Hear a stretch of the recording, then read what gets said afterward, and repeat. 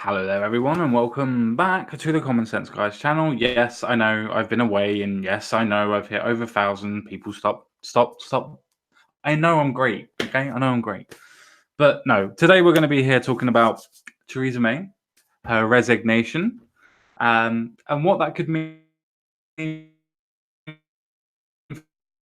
for everybody else, and is a bad thing going into the whole idea of Theresa May and general Conservatives, Brexit, and all that sort of stuff, and just having a general conversation about everything. Just seeing how we go from there, to be fair.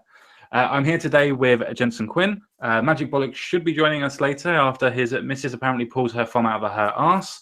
I mean, he says that she's cooking tea, but that doesn't sound the correct way of cooking tea to me. But, you know, I am kind of special like that. By the way, if anybody else wants to come on into the actual chat and discuss what we're talking about as well, I'm more than happy to put the link out in the actual chat itself for today, so we can have kind of an open dialogue with everybody, especially if people disagree with what we're trying to say or want to add their 2 cents in. So that's really good. And Mr. Jensen Quinn, how are you doing today? And I know that you're in a bit of pain. Yeah, but I promised I'd be here, and unlike some people, no names mentioned, we're not going to be that kind of petty. I will turn up if I say I'm going to. And no, that's not you, Bollocks, so don't bother thinking I'm having a go at you, mate. Basically, I'm okay.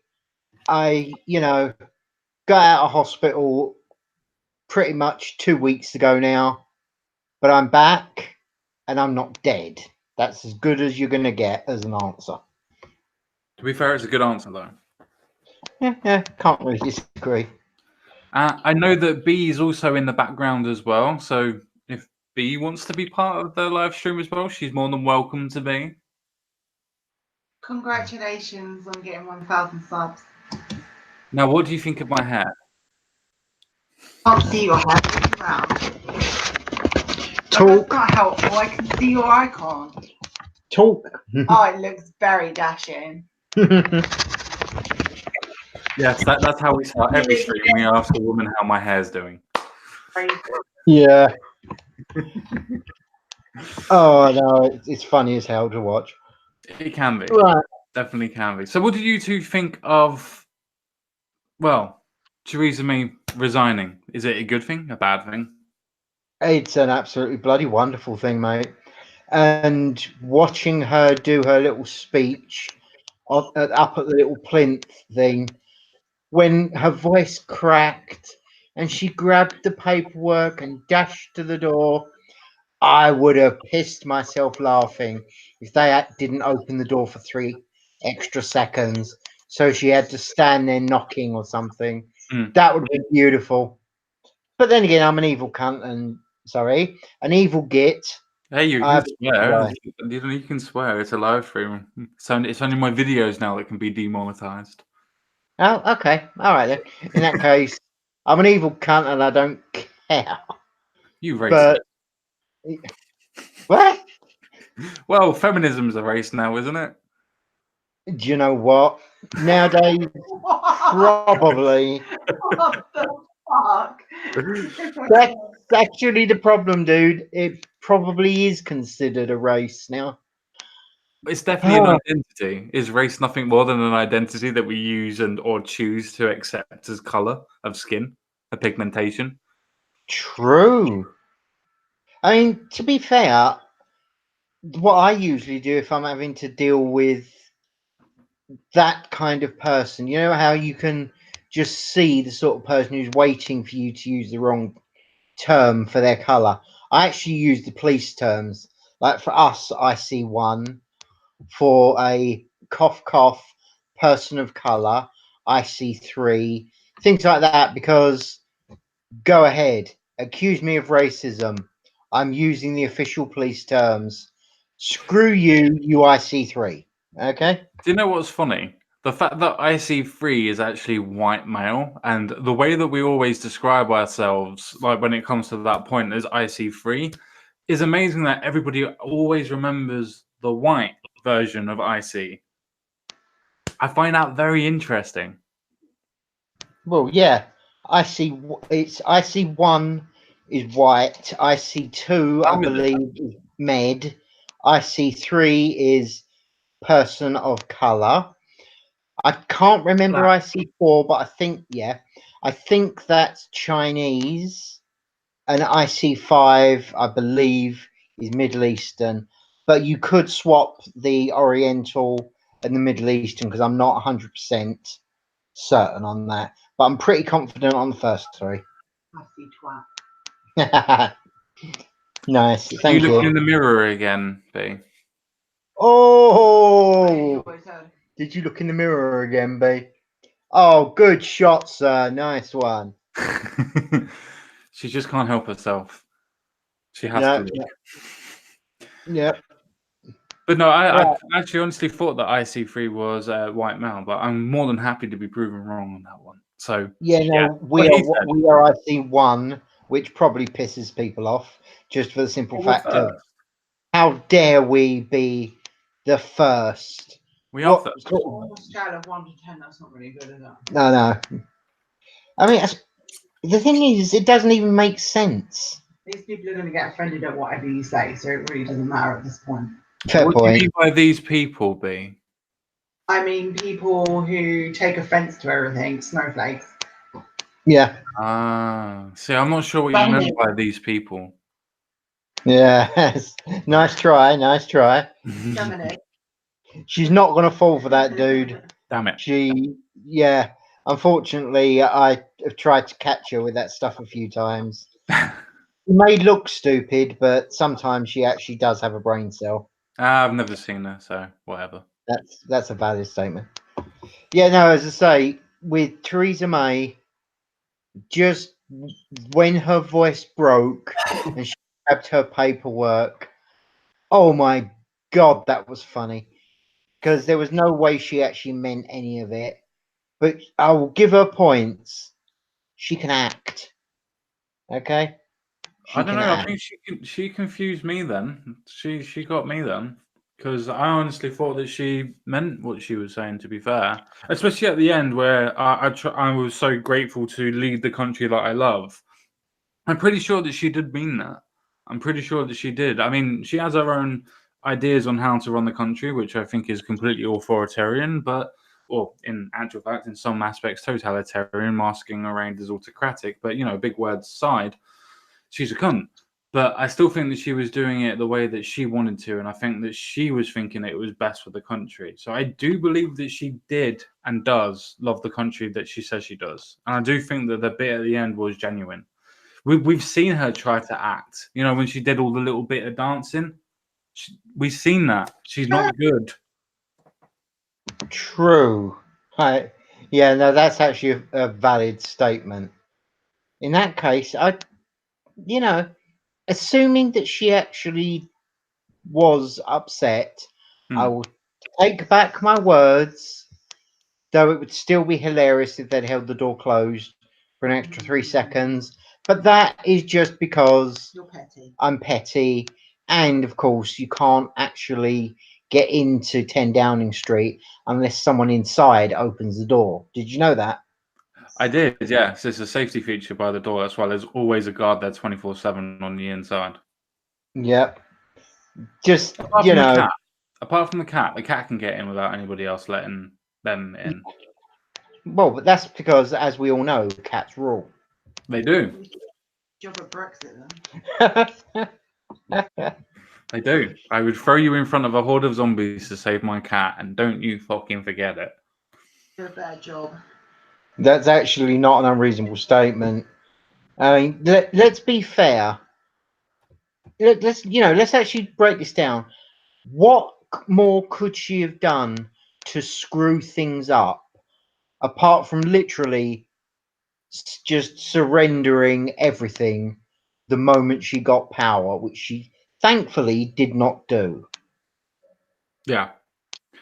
Well, I mean, the thing with Theresa May is that she decided that she was going to try and put forward the same deal 4 times. I know that she basically decided that that was a good idea for her, Me personally, not so much. Let's just go with that. Not so much. Personally, it's almost a definition of actual insanity. Doing the same thing and expecting different results. It kind of is part of the definition. Yeah. But I do think that she was trying to do what she felt was the best for the country, which was opening her legs and letting good old Juncker have his way with her. Personally, the good old schoolgirl and the daughter of a Yeah. vicar. But Yeah. Well, that's what I think. I think that she was basically the bitch for the EU. do you know what? That wouldn't shock me. The worst part of it is we still don't know what sort of kickbacks she's got, because there was no way she was working this just for their greater good. It's got to have been for what she's going to get out of it. You might want to do the opinions of the guests, blah blah blah thing here, but it's up to you. No. Don't see the Okay. point. In that case, I am of the opinion that she was getting some sort of kickback. I'll be interested in knowing what it is. If she's got a problem with what I'm saying, message me. I'm happy to talk with her. Well, I- if she's going to message you, then that's not fair. Oh no, see, because if she messages me, I'm going to actually try and get her to come on. Yeah, that's not going to happen. Dude, She might be desperate in a year. Oh, you know, yeah. Does that mean that you're desperate to appear? Every day. I said to appear. I said to appear, not anyway. Stream. she does. Badly. Yeah, she does. It's quite a disturbing image when she's standing there with. Naked and butter. I'm kidding. I don't need that image. Thank you. I was just going to go. I was just going to go with a 4-foot dragon dildo. You had to go even worse than that. Thank you. You monster. She loves a good knob of butter. She loves a good Oh knob. yeah, that is very very true. I've never seen someone who enjoys a good knob of butter God. like she does. Seriously. Yes. You bring this on yourself, B. You bring this on yourself. She's trying to pull the innocent look. It's actually slightly disturbing. It's a good thing that we can't see her then. Yeah. Right. Anyway, that's my opinion on the Theresa May's admission of leaving speech. Do I actually feel sorry for her? Yeah.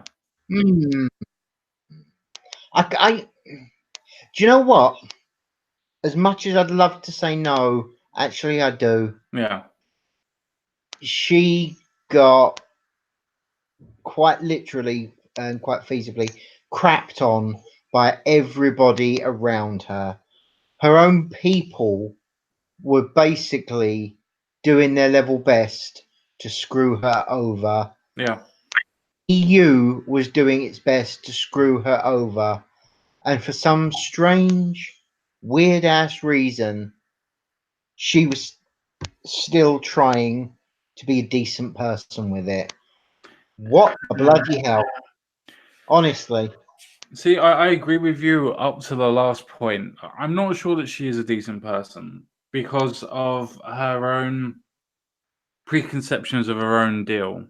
If you get something that goes into Parliament and gets rejected twice and you haven't amended it and it's got rejected already, why the hell would you put it in another 2 times without amending it, apart from the fact of adding in a bloody second referendum into the actual clause and the fact that in another clause, part of the deal, that you would, whatever's decided would have to be implemented by the same or different sitting prime minister, whoever would take charge. Why would you put those into the actual deals to make it worse than what it already was? She herself, I feel sorry for. She had a horrible job to get into the actual parliament to lead the country, especially when it was a case of that she herself wasn't a Brexiteer. She didn't believe in the project. She never did. She was always a Remainer, always a hard stance Remainer as well. I think that she had a very hard time of trying to balance what the democracy and the will of the people was and what she perceived to be the right course of action, so to speak, which is why she was always saying we should be as close as possible with our European allies. It's like everybody wanted that. We just didn't want to be part of the political union. We wanted everything else. We just didn't want to be part of the political union generally. And the problem is with her is I do feel sorry for her on a personal level, but I don't think that she was genuine. I don't think that she was trying to do the best for the country. I honestly do think, and obviously it's an opinion and conjecture in itself, but I do honestly believe that she was trying to do the best for herself and try and stay as close to the European Union as possible so she could do a Tony Blair and work for them afterwards. I'm pretty sure of that. But those are my biases. Do you know what? I'm not going to argue with you at all with that. Like I said, that's why I want to see what kind of kickback she's going to get for this. Because, you know, she worked really, really hard. Just what she did was wrong, in my opinion. Yeah. I'd like that part noted. No, that's fine. But what about, to be honest, mate, you actively campaigned. So, what do you think about this? She's basically dead woman walking. She's quite literally walking the Green Mile. She's gone. This has got. I think it's too little, too late. The reason why I think it's too little, too late, and this is all conjecture and opinion anyway. It doesn't matter who takes charge, even if it's Boris, Rab, Sajid Javid, or any of the other Remainers that you could have. Well, and obviously those three are not Remainers, but any other Remainer that's put their name down for the pot, so to speak. By the way, those are my top 3 picks, if you could guess. But if you were to put any of them in, they wouldn't win necessarily the vote of Parliament, so it doesn't really matter. They can't really win a majority of Parliament in general for anything. They're going to have to form an alliance and a coalition with the DUP again, or whoever. That's not going to look good for them. That means they're also going to have to renegotiate all of that as well. And if they can't renegotiate all of that, that means that a general election will be called because they don't have majority again. So a general election will have to be called. If they do form a coalition and they are able to form a coalition government, then Jeremy Corbyn has already said that he will call a vote of no confidence in Parliament, in the government in itself, to force another general election, which will then enforce a second referendum, because after that election, they could quite easily say, well, the mandate has now been changed and we need a second referendum to go onto it. So I'm pretty sure that will happen within 5 months to be able to stop the actual Brexit in general. They are just. You know what? The way they've actually gone with this, and they wonder why it is people don't bother voting it anymore. The government has. No, I'm going to say the government. The government has actually shown that voting makes no difference whatsoever bloody ever. We can sit there and give our opinion. They're going to do whatever the bloody hell they feel like, with one middle finger raised to us, quite literally laughing at whatever we do, because our opinion is bugger all to them. You know, if they actually just admitted it, that would actually be better. And welcome, Magic Bullet. You know they can't admit it. Greetings. How are we all today? Hello, not too bad, mate. How are you? Yeah, pretty good. Finally, Wasco got tea out the way. Yeah. For anybody who's out there who's wondering, for my lateness, I do apologize. You will be punished later. Good. I want videos. It's nice to hear the 4 of us anyway. Well, 3.5, since B puts in the littlest effort possible. She's shy, bless her. Shy? B? Yeah. Wow. That's a term I don't ever expect to hear for her.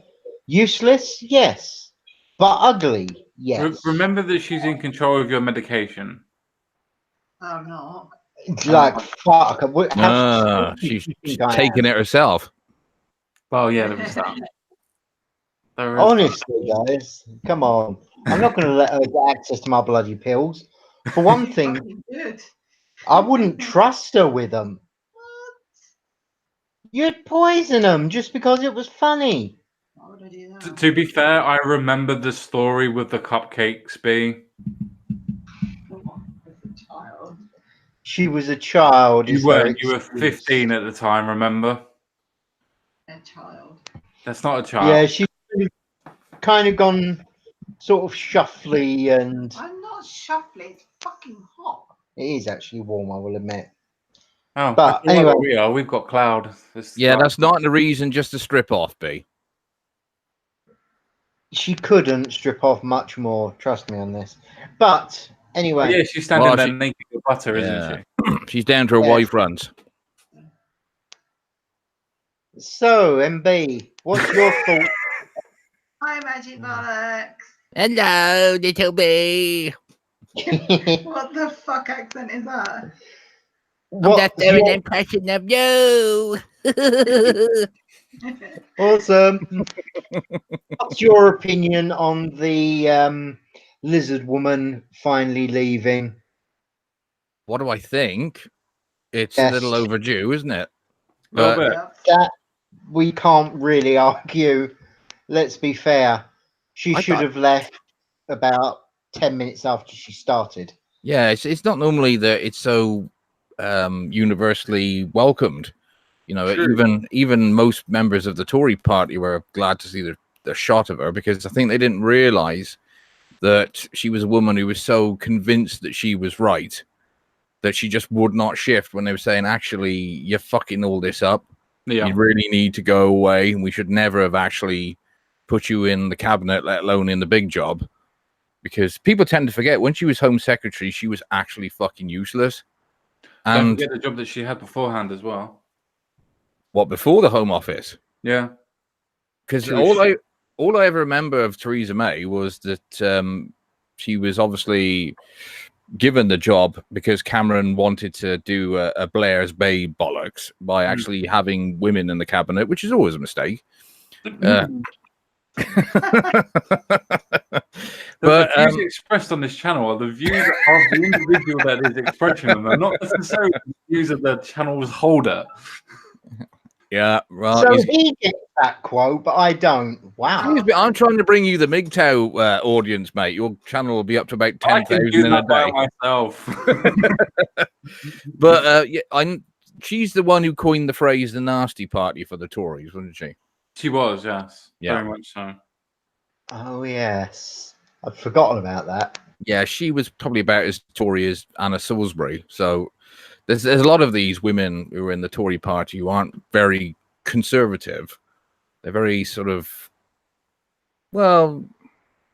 Yeah, I was right. Thick, really. I was right. Sorry, I was right. She was Minister for Women and Equalities under from 2000 to 2012. Sorry, that actually exists. Yes, even under the Conservatives, that. Now that is the definition of non-job, isn't it? Yeah. I was going to say, it sounds like a made-up job. Sounds good. Agree. No, well, it could be. Well. Hey, I'd do it for the wage. If it's like, 6 figures, I would just literally go in there every day and just basically say that, yeah, we need more of that. Yeah, we need some more. Yeah, how about tell you what, we'll get a woman to serve me tea and get me a darkie to be me bench, and I'll put my feet on them. Before that, she was also Shadow Secretary of State of Work and Pensions. Her in charge of pensions, right? Okay.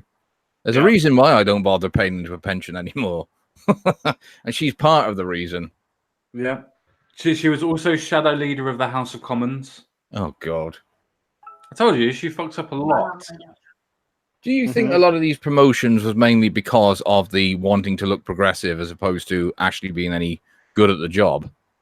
I think that she has skills that we don't and should not ever find out what they are. If they're the ones I think you're suggesting, mate, definitely box ticking, not actually filling a box. Well, it depends. I'm sure there is a box to fill. It just depends on what one you want to use. If you like putting And your what you're doing. if you like putting your files in something full of cobwebs, yes. It depends if you want to take the, should we say the dividers out first? Ew. Ew. Just ew. Okay, you guys are sick. You need help. No. This comes back to the theory again that every man has a price. I wonder what her husband's is. I mean, they've never had kids, so I'm suspecting maybe never. You know, I think Anne Windercome's had more fucks than Teresa. Well, I'll just ask on Major.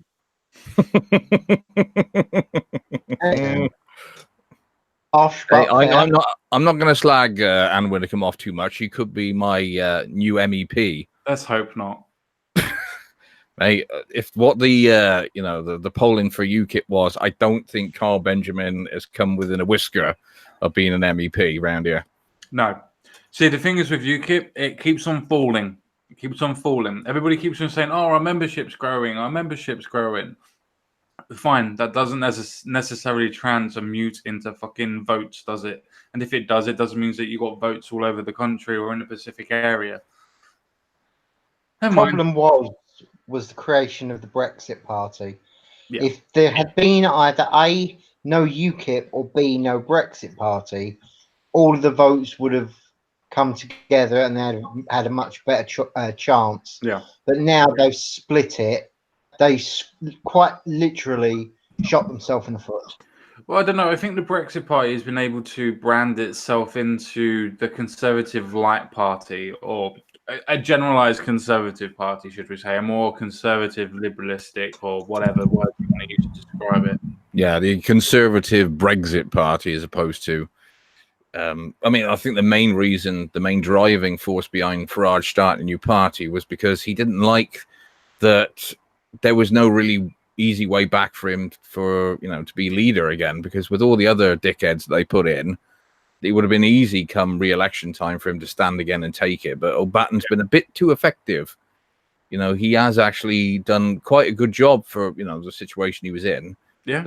The problem is that the smearing of UKIP has been quite relentless, really. They've never really stopped, even with Farage's departure. So I think they were doomed anyway. And we saw that back in the 2017 general election, is that all the people who supported the Brexit vote, what did they do? They automatically abandoned UKIP and just went back to, tribal voting again. Yeah, I also think as well with, I can't remember his first name, but Bolton. Oh, Henry Bolton. Yeah, he kind of fucked everything up because of the allegations and the impression of him going off with another woman while he's still married and whatnot. It kind of would destroy the Conservative vote that would be with him, even though probably 90% of the people that are doing that, and with men, probably are doing exactly the same thing. But impression. It never helps. Yeah. No. What do you mean, no?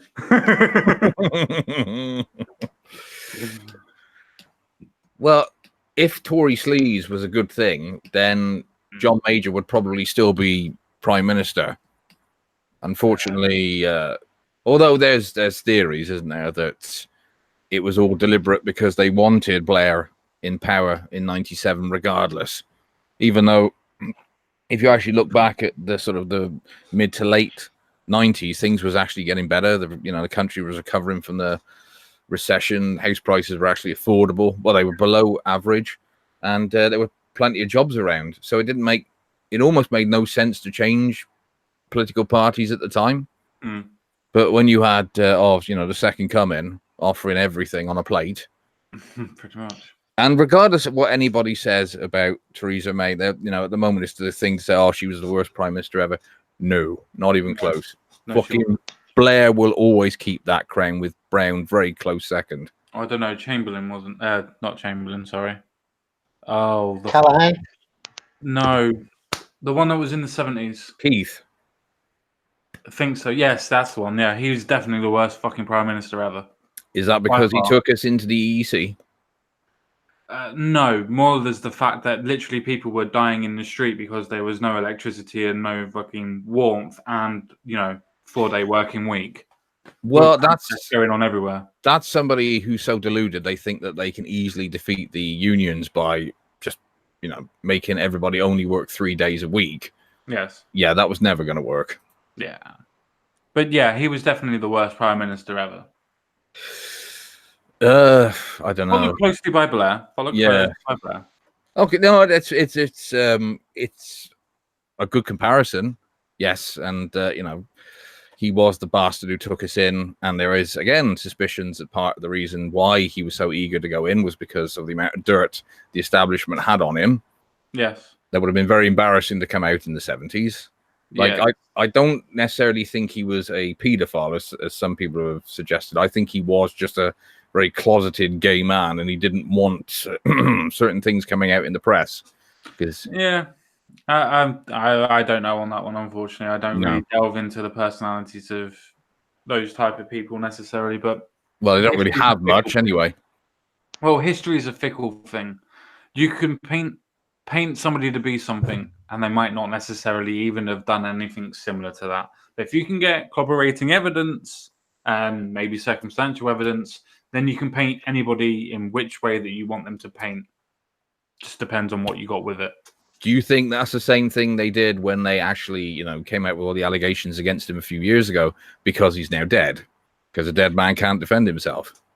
Nah, a dead man also cannot defend himself. So what would be the point in going against the dead man in general? I mean, it just seems, I don't know. It's very, very interesting.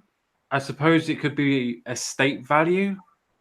Maybe people going after estate value. I don't really know on that one, but it's interesting. It is very, very interesting. I mean, I'm not trying to protect the guy because I don't fucking know. It's just very easy for people to paint people in certain lights and certain ways. Look at the way that they're doing that to Sargon.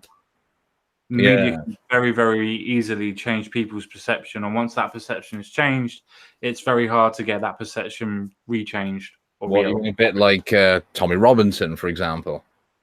Yep. Yes. Yeah. No, completely not agree. Have you noticed that it's a very trendy thing among certain groups to dislike certain people like Tommy Robinson? And if you even try and engage into conversation about him and point out that a lot of the things he's accused of are lies, and a lot of the stuff he actually stands for is probably closer to the left than they think of. Because I've seen some of his political views and opinions, and it doesn't sound very authoritarian to me. No. But that's the same thing with people like Count Dankula, though, and Sargon of Akkad himself. Most people that seem to be these racist people that are portrayed in the media as such don't really have too much of a racist view. Especially when you have people like Sargon coming out and going, well, no, if European citizens are actually going to be here and they're working and they're actually here, then why don't we give them a passport? That sounds really racist to me. Yeah. Really racist. Yeah, but as you now know, if you're not authoritarian in mindset, then apparently you're an ist and an ism of every color and creed. Which is interesting in itself, because those people that seem to call everybody the names generally seem to have their own preconceptions of what those mean, and it doesn't apply to them, even though that some people would say certain aspects of certain groups may be anti-Semitic or in themselves racist, because we have to look after these people simply because they can't look after themselves, because the white man's got to do it for them.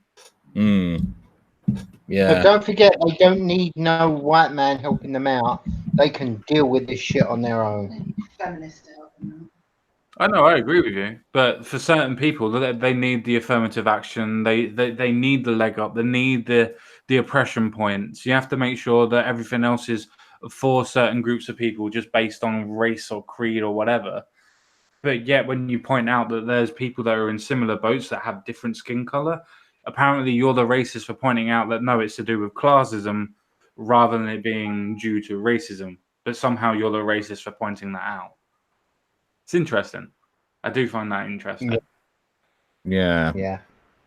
Well, it seems to be very trendy at the moment to be a far lefty, because I don't know if it's just from, you know, the stuff they're pumping out in university, all these weird far lefty courses, you know, gender studies and personality studies, and what's the one I saw the other day? I think it was something like a course on actually how to spot right wingers or something.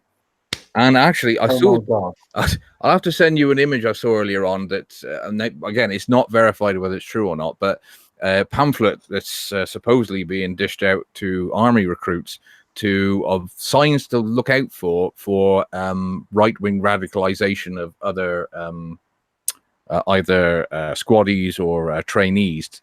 And it's quite.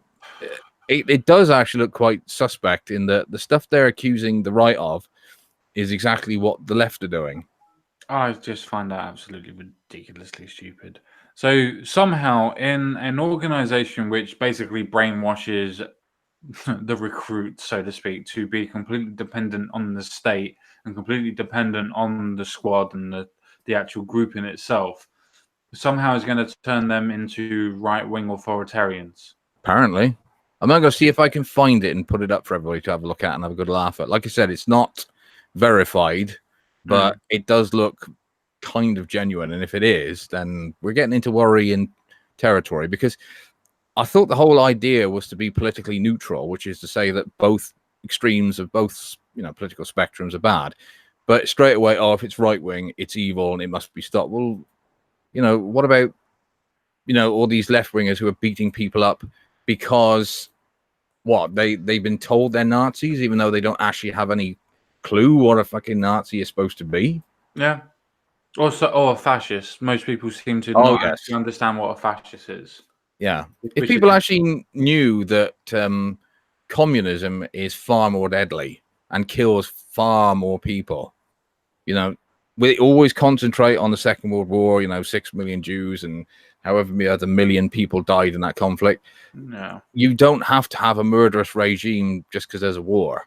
It could be just everyday occurrence if you've got a tyrannical. 60 and 120 million people, for instance. I know, and yet it's still, you know, it's because it wasn't implemented properly, and this time we'll get it right. And it doesn't matter how many people we have to kill, we'll get it right this time. Yeah, there's certain videos. I can't remember the cartoon video or the cartoonist that's actually done it, but there's a cartoon of two people, one that's a kind of a capitalist and one that's dead on communist. And every time that they try it, you get more and more skulls in the background. There's no, you know, thing, and it's like, let me try it one more time. Let me try it one more time. I'll get it right this time. And more skulls get up, and eventually they get into space because there's just so many skulls everywhere. I just find it funny. No, that sounds exactly right, and it is frightening to think that I don't know if it's just because they don't want to think for themselves, but I do go back to, I think it's because it's now trendy. It's trendy to be a far lefty, to be to think that communism is cool, and to be socialist is because you're afraid of not being part of the group. You're afraid that all your friends will shun you, and well, if your friends are shunning you for your political opinions, they're not very good friends. True on that one. I completely and utterly agree on that. Yeah. Do you think that that's something that's happened necessarily to Theresa May? Because let's be honest, the Conservative is supposed to be somebody that likes to keep to tradition and be able to keep to the status quo and have certain, should we say, moral values, if you want to use that as an ambiguous term. You know, the genuine idea of what the personification is of it. So why do we think that Theresa May, being a rabid feminist that she was, and believe me, she was a rabid feminist, why do we think that she was able to elevate herself so highly in the Conservative Party when the Conservative Party in itself is supposed to be, you know, conservative? Probably just because of outside influence, you know, pushing all this shit about, you know, if you don't have equality of outcome, then you're basically an Easternism and all this other shit. Yeah. Plus, you got all these groups that have popped up now, with either within government or NGOs, who deliberately push this stuff because it's either their job or because there's some financial incentive for it to be pushed. And I suspect that the diversity industry now is probably worth quite a lot of money to a lot of people.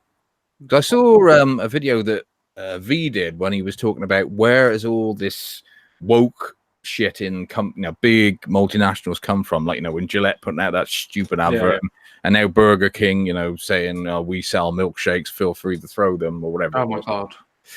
I feel like we're gonna have to touch on that milkshake fucking thing at some point. Yeah, and he said, but he had a friend who had worked in one of these big multinationals who had this, these diversity and awareness departments, or whatever the fuck they're called.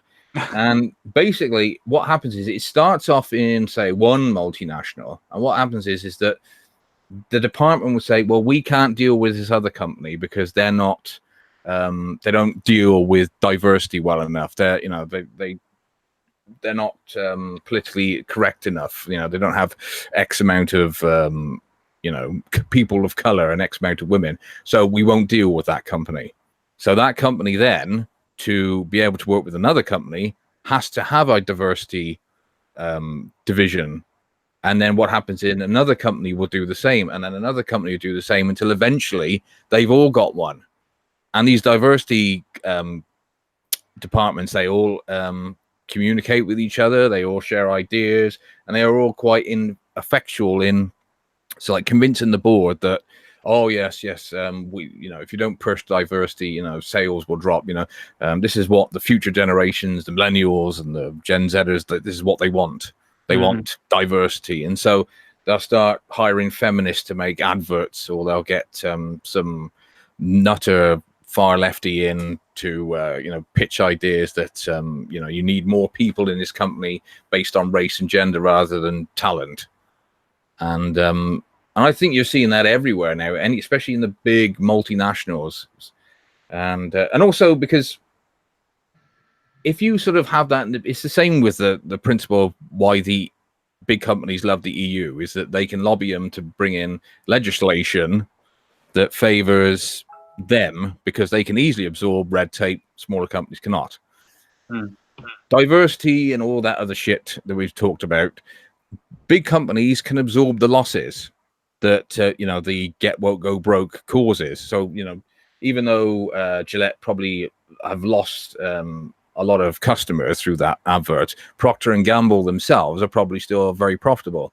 But if a smaller company has to adopt this shit and starts virtue signaling and loads of customers leave it, there's a good chance they're going to go bust. Sure, on that one. Yeah. So again, it's just, I think it's another means that the big corporations are now using. They've seen it as a sort of way of weaponizing their tactics to attack smaller companies. They've also got a shield to protect them from criticism, as we see with like Hollywood blockbusters these days. You see like, I don't know, the Batwoman trailer, for example, and everyone says it's shit. And what are the first thing they do? You're all sexists. You're all bigots. And no. The product you've made, we can tell, is shit. No. You're a bigot. And, it's fantastic deflection for them. If it didn't make them money and it didn't help them financially in some manner, none of this would be happening. I know, I completely and utterly agree on that point. So basically the correlation is that we're thinking that this is the reason why the Conservatives in themselves have decided to stay with Theresa May for that length of time, because it gives the connotations, at least, that they are no longer the nasty party anymore. They are now the moderate centre. They're moving towards the centre. They're no more right wing than they used to be. Yeah. Well, I suspect that the Tories now are just a continuation of New Labour, and New Labour were effectively Tory light in a certain way, because they realised they couldn't become electable unless they won over the middle class. And then what New Labour then did was they made being left-wing cool and trendy with the metropolitans, so that there would be no opposition to opening the floodgates to mass immigration. And that's why you've seen like big institutions like the Beeb and all the other channels go real lefty now, because they it's effectively like a club, which is you only get in if you've got the same belief system. And instead of the Tories getting in 2010 and putting the stop to that, nope, they just carried it on, and they themselves, under Cameron, started lurching more towards the left as well. Because the sort of the Tory party we have now is nothing like the Tory party that Margaret Thatcher ran in the 80s. No, I agree. I think that the Tory party in itself has actually turned out to become more liberal Democrat, but without the impetus on the idea of free markets, as liberal Democrats is supposed to be, which I have no idea why they're supporting the protectionism of fucking the European Union, but besides the point on that one. Yeah, it's funny that, isn't it? How they will say that, you know, they love free trade, and, you know, the EU apparently is our biggest trading partner, which is bollocks. But when it comes to how the EU itself deals with other countries, I mean, what the EU's been existent now for nearly 30 years, and yet it still doesn't have a free trade agreement with America. You know, it's not that difficult. And I'm sure if we were on our own again outside the EU and can make our own trade agreements, I'm certain we'd probably have a free trade agreement with America ridiculously quickly. Because I know that Trump wanted one. And what you get is you get a lot of the scare stories, don't you, about I can't remember what's that chicken they kept talking about we were going to get from America.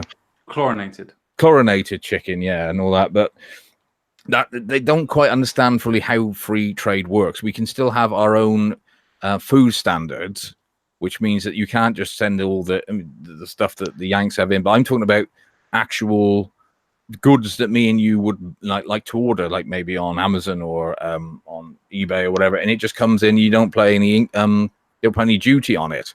That's what that means.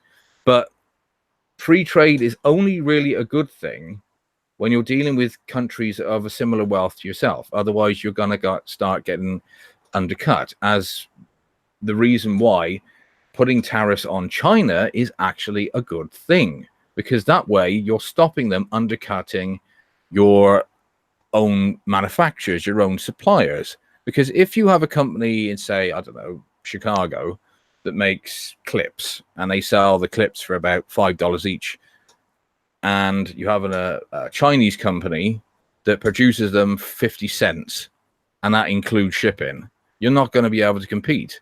But if you're using tariffs to say, well, from now on, those clips coming in are going to have something like a 700% tariff put on top, suddenly they're more expensive than the ones you can buy in Chicago, and it makes it competitive again.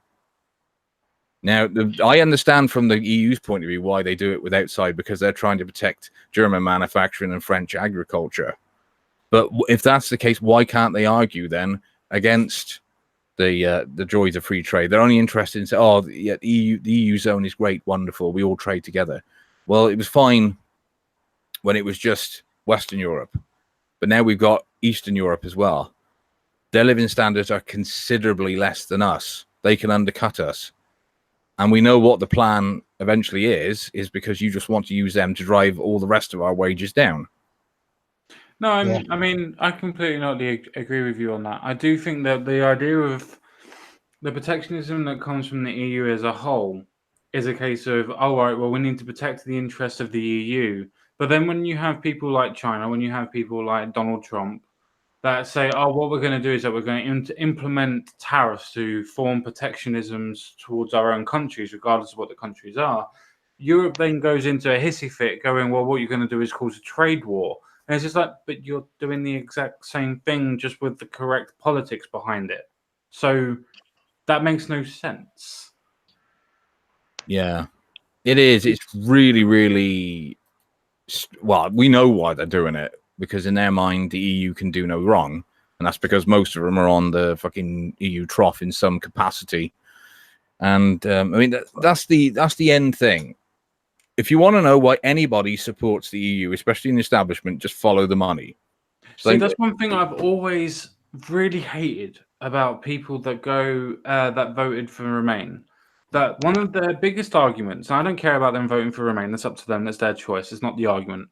But one of their biggest arguments, or at least was during the referendum, was that if you vote to leave, then you're voting for big establishment.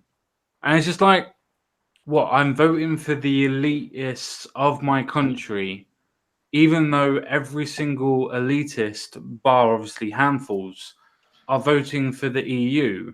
Does that mean that I'm being hypocritical by actually doing this? Or is the people that are the elitists that you're saying I'm voting for, that is voting against what I'm voting for, is the hypocrites? It just doesn't ever line up properly. Whatever way that it seems to go, it always seems to go to the opposite. And when you point it out, you're the one who's the hypocrite, or you're the one who gets obviously called all the isms or the ists. But anyway, going back to the actual point, Mr. Bollocks, rather than actually driving us into territory that we're not supposed to be in. Or How unusual. yes, how unusual indeed. How unusual indeed. But overall, what do you actually think of Theresa May's, should we say, tenureship?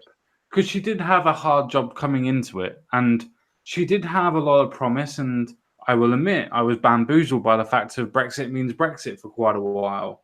And the Langley House speech, for instance, I was quite enamored with the idea of maybe there's a strong leader at that point that could actually lead us. I mean, don't get me wrong, I was fucking wrong, and fuck me, I was wrong. But the idea of the beginning was quite good, at least in my opinion. Common sense. We know, mate, that you are a person who gives the benefit of the doubt. Yeah. Yeah, we won't go into reasons why you're here, but it's I understand entirely, because she was using the words that sounded promising to start with. Remember, Brexit means Brexit, and no deal is better than a bad deal. It all sounded promising, but It could be true, even maybe. Yeah, even true. But I knew something was amiss when she put Ollie Robbins in charge of the Brexit negotiations. That her what's it, SPAD, I suppose that you'd call him, like a special advisor. Now, I know of Ollie Robbins because he has a very blotted history of pushing for federalism, and apparently he was a full-blown communist when he was at university. So he is a European federalist at this minute in time, and is still pushing the federalist ideas, and is actually still being held in high regard as the European Union's chief negotiator. Oh, yes. I think he would be highly rewarded if they'd managed to get her deal through. But surprising. Yes. Surprising. But it was just the people that she was choosing, especially when she put Philip Hammond in charge of the Treasury, because I just thought he is an arch Remainer, no two ways about it, and he would sell his own fucking grandmother if it thought it would actually keep us in without any fuss. And okay, she put David Davis, as the Brexit minister, but again, I think that was more. Yeah, I think that was more of a token thing, wasn't it? Yeah, the same as Boris being on the cabinet. She had to because of the popularity of both of them. Yeah. But sorry to interrupt, guys, but I'm gonna have to actually head because I'm having a bit of a hard time keeping breathing here right now. So no worries, mate. You take care. Get off and take care, mate. Okay. Very sorry. Would You're stay right. if I could, but I can't. No, do whatever you have to do, Mr. Quinn. Okay. Bye-bye, guys. I'll see you later. Later, mate. Right, and now we have a spot that's open. No, sorry. Yeah, RPR, come join us, mate. We haven't spoken for a while. Well, I am going to put the link into the chat, so if anybody wants to come in and have a little bit of a chat with anybody, well, both of us, and talk about anything in general, then come in and have a chat. It's in there, and enjoy. Yes.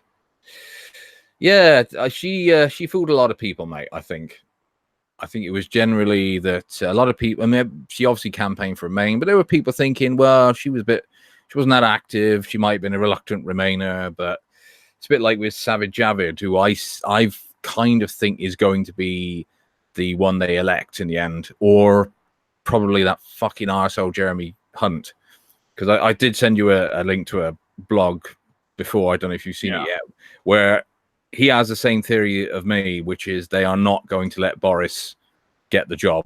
because they they. won't let Boris get the job. They won't Yeah. let Boris get the job. I don't think they'll let David Davis get the job as well, because there's an unwritten rule that you don't. The person who stabs the leader in the back never becomes leader. So I know that Boris Johnson wasn't the leader, but he basically was going to be until David Davis fucked him. Yeah. So that's the point. I personally want Donna McRabb to be in charge. Personally, that's my forefront idea of who I want to be in charge. I think he's a strong leader. He doesn't mince his words. He is a very. It seems to be. I'm not saying he is, but he seems to be very strong on the democratic process and believes in democracy. Yeah. But that might be just because he's fighting for something that he believes in. So maybe there's other aspects of it. But to me, I just think that he's the best choice. I think the second best choice is probably, as you said before, Sajid Javid. He just ticks every other box, really. Yeah, that's worrying that that he could be a box ticked prime minister. I'd rather have the best person available to personally, but that's maybe that's just the old fashioned me wanting good old fashioned meritocracy. But I can sort of understand in a way, because Boris is he's a bit of a shady character anyway, and I've always believed that he only went down the supporting Brexit because he's always had plans on getting the big job. And I think he took the attitude of, well, if by some miracle Brexit wins, Cameron's going to stand down and I'm a shoo-in then. Yeah. Or, as he predicted, Brexit would fail.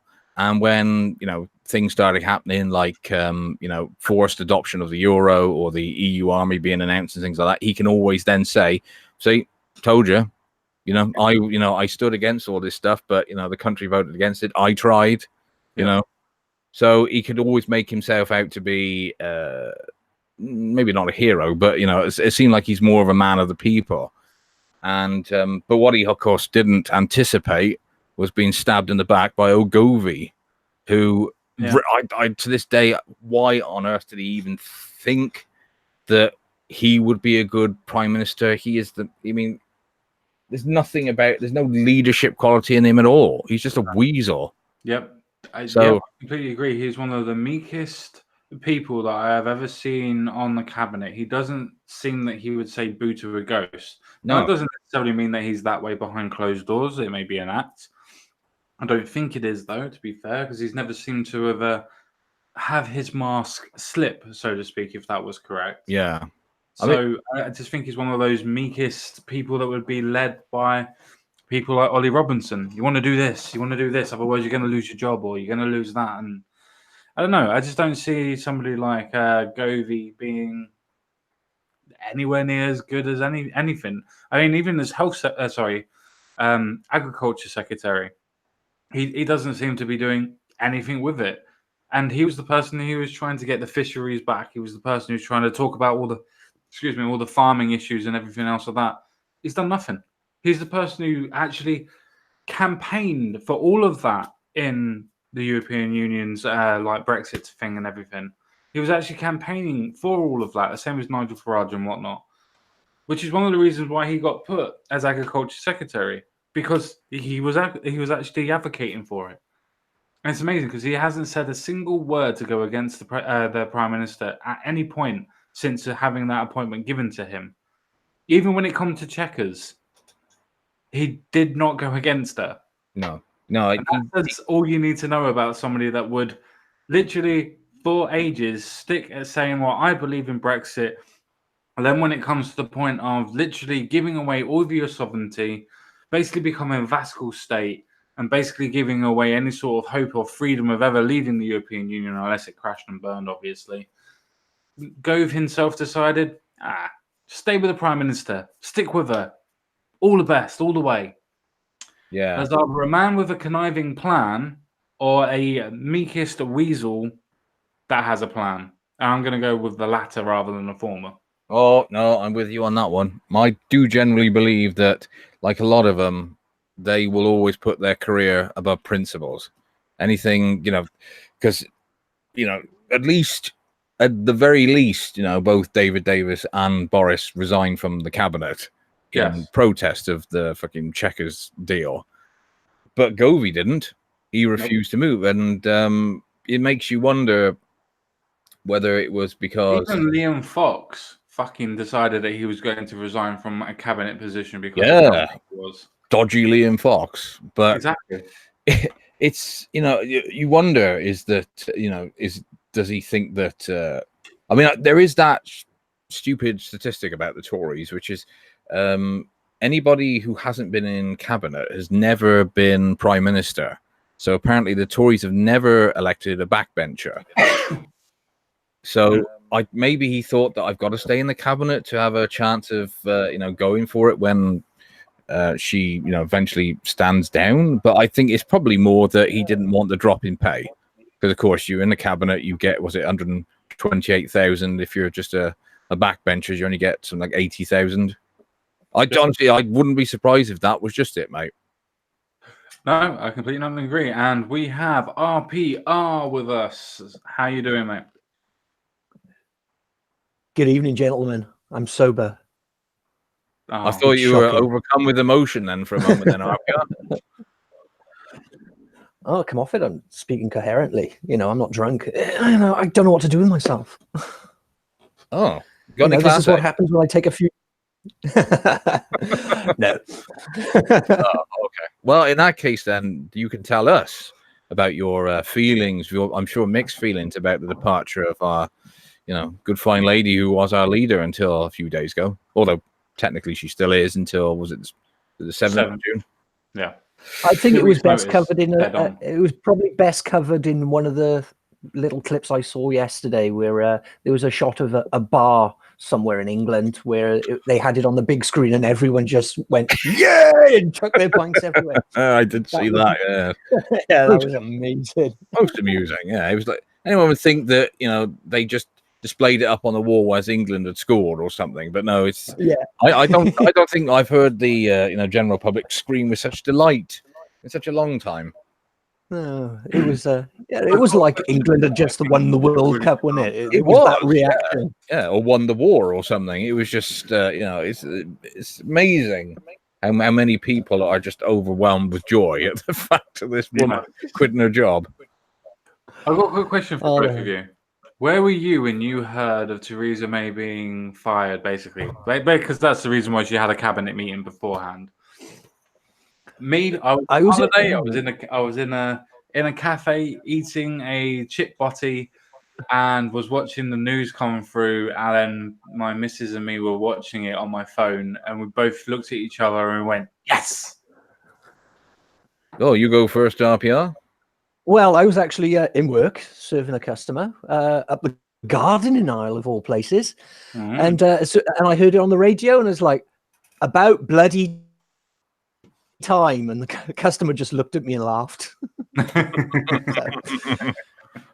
surprised you didn't high five and hug. Yes, I think the granny would have slapped me. Or thought her luck was in. Oh. Hey, any holes a goal sometimes. Now, I actually found out because you told me, Common Sense, because I was at work. You sent me a message through Discord and say that May's resigned. That's the first I knew, because I wasn't looking at the news or anything. I was just can't remember what I was doing. I probably wasn't working, but I was doing something. You were playing on Discord because you had your idol thing on. Oh, it was what's called. It was on, but I wasn't using it. But I was doing. I do a lot of things at work that I probably shouldn't be. But I was not working, and and your message popped up. CSG. Okay, who's pissed him off today? Oh, nobody pissed him off. He's happy. Theresa May is history. He's a happy man. Good. Yeah. Well, getting into a resignation. Yeah. Can I jump into a resignation thing, right? Under legal perspectives, right? Technically, she's working 2 weeks. Now, under EU law, she only has to give a week. So why is she working 2? That's the old British way of you had to give a week's notice for every year you've worked. Yeah, I do think that there's another aspect. No, I do think there's another aspect to it as well. Remember that the government itself is actually going to be having a week's holiday this week. What, in celebration of her resigning? Well, they got a week off. What have they done recently? No, it's to do with, is it Mixie or Muxie or whatever the fuck it's called? To do with the end of May. All that What, sort of shit. Whitsun?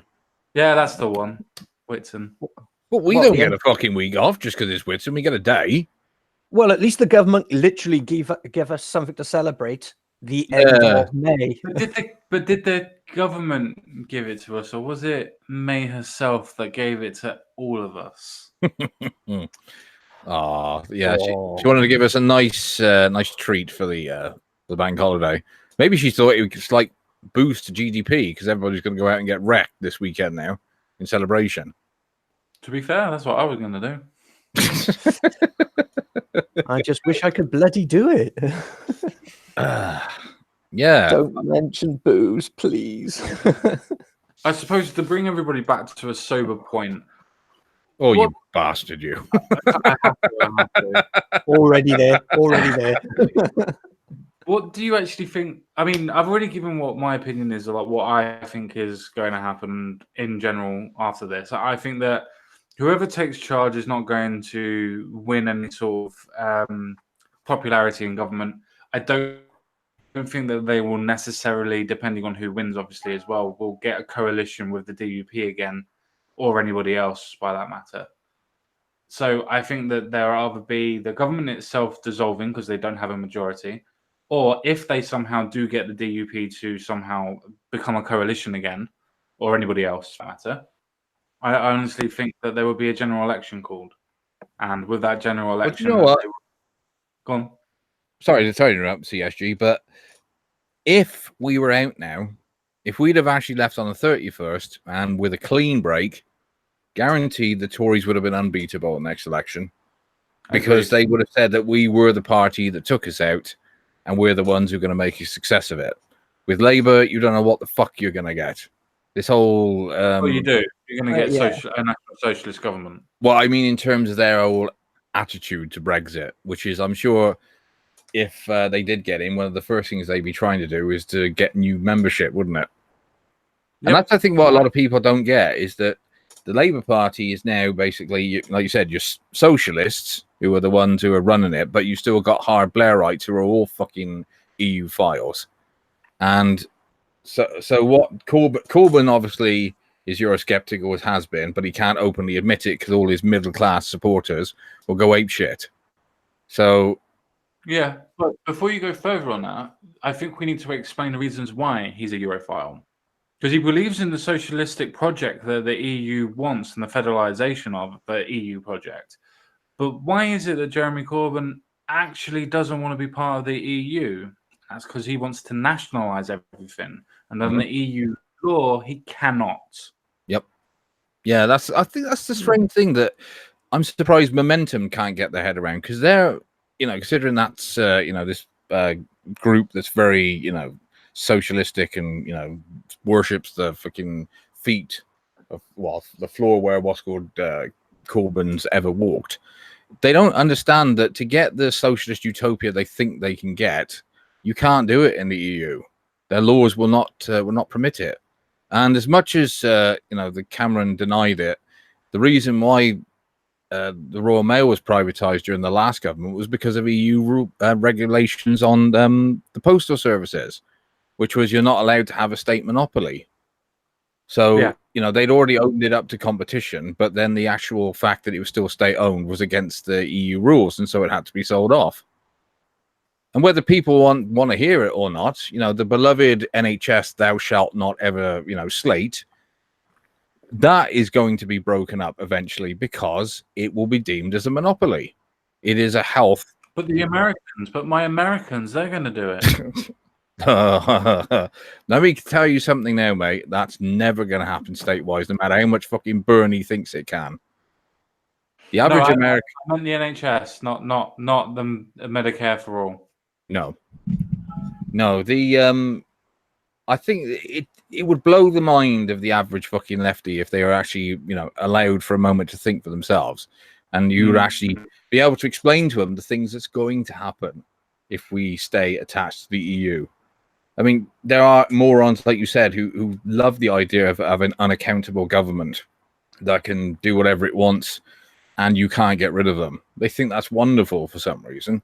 But then again, the same people that actually spouse that will then go that they want to form a direct democracy. Yeah, yeah. It's And they're the the same people that actually promote the EU. what this is one of the strangest things of all that I can't wrap my head around is that somehow the left has been convinced that the EU protects us from the wrath of the Tories. Someone has told this lie that there were or convinced them that there was no working rights before the EU came along, and that the EU is the only thing that protects your rights and your stops the Tories stripping away all our workers' rights. And I've tried to explain to him. There was that wonderful documentary that was done during the referendum called Legxit, the movie. There was obviously Brexit, the movie, which was more sort of middle class orientated, but still good. But there was one called Legxit, the movie, which was crowdfunded to be made, and it was the left wing argument for Brexit, and it was everything that resonated with what I believed, which is that the proper Labour Party of the 70s and before were completely against EEC membership because they knew what it would become. Mm-hmm. They knew it would basically be a load of fucking oligarchs who are only accountable to big business. And that's exactly what we've now got.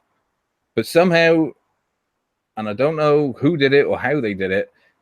I mean, I've got that one workmate I remember talking to during the EU election. It was when I said to him, "Oh, how are you going to vote?" Expecting him to say Brexit. I'm fucking voting to stay in. I'm not fucking, voting to let the Tories wreck all my workers' rights. And it's like, you do know that 80% of workers' rights were already in place prior to the EU becoming the EU. And the other 20% was fucking ripped by the English as well anyway. That's right. Yeah, and it was basically adopted by the EU when it became the EU and then became European-wide legislation. You know, the stuff they've basically given us since then are just little tidbits, like the maximum 48-hour working week, which you can opt out of if your employer tells you to. And again, all that did was hit smaller businesses rather than bigger ones.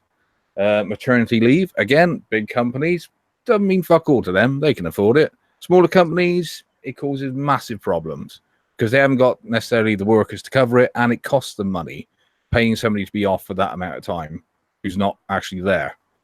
You know, it's little farty things that give us. The actual proper protections that we have were already there. Everything else since then is just red tape that cripples small to medium enterprises. Pretty much, just to make sure that, as you said, the monopolies can stay with the European Union, because that's the reason why they get funded and everything else like that. Yep. But before we go all into that sort of aspects of things, back to Theresa May, Mr. Bollocks. I can't help it. The trouble is she's so intertwined with the EU. It's difficult not to go off a tangent. I know, mate. I know. Yeah. But what do you think she's going to do? Because she's obviously announced that she's going to remain an MP. She's obviously going to become a backbencher. But do you think that come 2022 or whenever we get the next election, she will then quietly retire from politics? Yeah. Yes, she's definitely going to go into obscurity. She have to. What, you don't think she's going to be working for JP Morgan? No. I reckon she'll just maybe write a book and then decide that she wants to get pregnant, then realizes she can't because she's left it way too late. What do you mean way too late? She hasn't left it way too late. I mean, how old is she now? It's almost 60, isn't she? 642 in it. Well, I thought reptilians had eggs anyway, not actually gave birth. Yeah, there is that point, yeah. Well, she could be a platypus. He's going to be very, very forgettable very, very quickly. In the same sort of way that everybody seemed to forget about Gordon Brown very quickly once he got tossed out of Downing Street. Yeah, that was a strange thing about old Gordon Brown. One of the little things he implemented by the back door, which assisted with the fucking paedophile rings going on as long as it did. Oh, you heard about that, did you? Oh, yes. That letter that went around all the Northern police forces. Yes, telling them to brush it under the carpet quite nicely, please, gentlemen. Yes, we don't want to upset one of our growing voter bases, do we? No. I believe that I did a video on that. Sorry, just doing a bit of gentle plug in there, Mr. Common Sense. I believe the title of the video, actually, I think it's my fourth biggest video, which was "Don't Tell Him, Gordon. Don't tell him." Yeah, that. I mean, I'm surprised that. Well, I'm not really that surprised, but in theory, once upon a time, this would be a massive scandal, and potentially Gordon Brown and certain members of his cabinet would now be facing serious charges of fraud and contempt of justice and various other things. But obviously, we now know nowadays that the law doesn't apply to these people. They never did, mate. I don't know, because I'm thinking of Watergate wasn't an accident. That was literally journalists doing their job. And Yeah, but it never happened in our country, though, did it, mate? well, there's always the hope that just the smallest possibility that sometimes good can prevail and these people might get their comeuppance. But it's the it's weird how suddenly enshrined in unofficial law is that there's suddenly things that you can't do that only a short while ago, because say 20 years ago in the 90s, it's not that long ago, you could go on the TV and be critical of the religion of peace. Not that there was much need to back then, because we didn't have the problems we have now, but it would be somebody might accuse them of racism, but at the end of the day it would still be accepted as a debate. Now anybody trying that, automatically you'll probably get branded by all the mainstream of being a racist or a bigot, or if the council of, was it British Muslims, if they got their way and get the terminology of racism changed so that apparently being Islamophobic, it would be now classed as racism. And can you believe that that's already been adopted by Labour and the Lib Dems? That's their official definition now of racism. Yeah. So how would that deal with other religious groups then? Oh, it don't matter. Fuck them. I just want to hear the names for the other types of religions, like Christianists. Oh no! Well, unfortunately, there ain't many. There's not many Christian countries at the moment with a lot of oil to sell and a lot of weapons to buy. If there was, it would be a very protective religion. So would we, would we be labeling people then Buddhaphobes? Buddhaphobe. That's an interesting term, isn't it? Buddhaphobes. Buddhaphobe. Yeah. Sort of rolls gently off the tongue, doesn't it? Yeah, that's why I chose Buddhism. Buddhaphobic. Hindophobe. Yeah, hindophobe. You Buddhaphobe. How dare. Yeah. I do. The thing is with that is that I think that there is, and maybe not on the Lib Dem side, I think that they're too fucking stupid to actually work out. But with Labour, I think that actually has, and it's only opinion for anybody that watches this later, but generally I think that with Labour it has shades of anti-Semitism, because I think that they are trying to compare themselves with Judaism.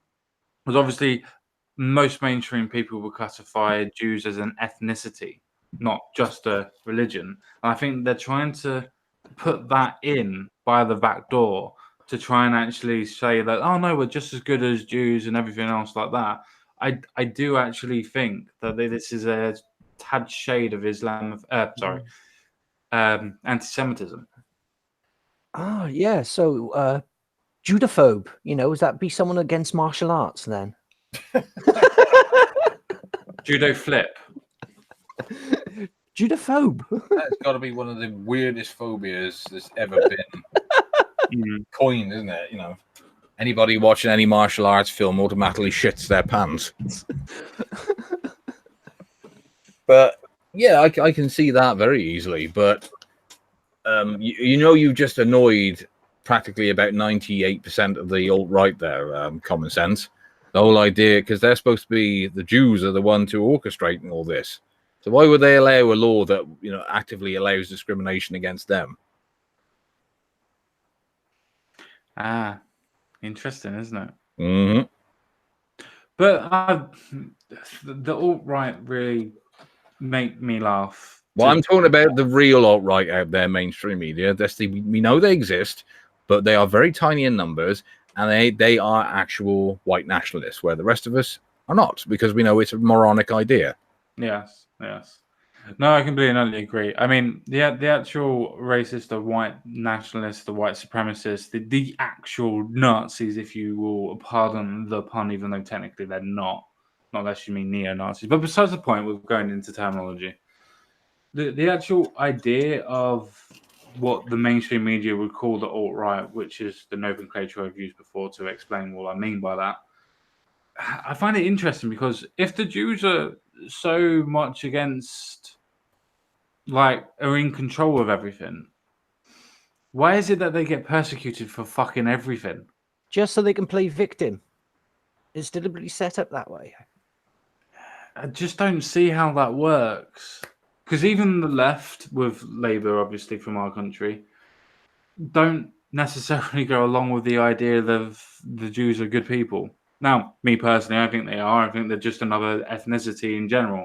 But it's interesting that both sections, both polar opposites, have so similar ideologies that can and do bounce off of each other in certain aspects. Now, I'm not saying that the far left are white nationalists or any sort of other form of nationalists, but the ideas themselves of who to blame and what to do about it seems to be very similar.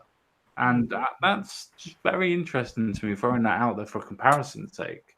I think the problem is that it's when you look at the names and the connections of the people who run big organizations and banks, and they all happen to be a Stein or a Steen or something, it makes everybody suspicious. But you have to remember that these people, as a percentage of the human race in general, is tiny. You know, it's the same argument that when Jordan Peterson was doing that GQ advert and that art interview with that stupid feminist cow who tried to say that because you know, the corporations are mainly run by white men, that proves white male privilege. And he said that, yeah, it's true that these corporations are predominantly run by white males. That's true, but they are a tiny minority out of how many white men there are in the world. It's probably not even, 0.1% of the population.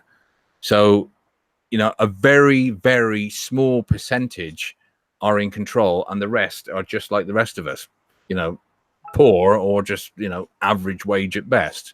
So you cannot say that, because these men at the top have all the power, that means everybody of the same race as them has the same privilege. No.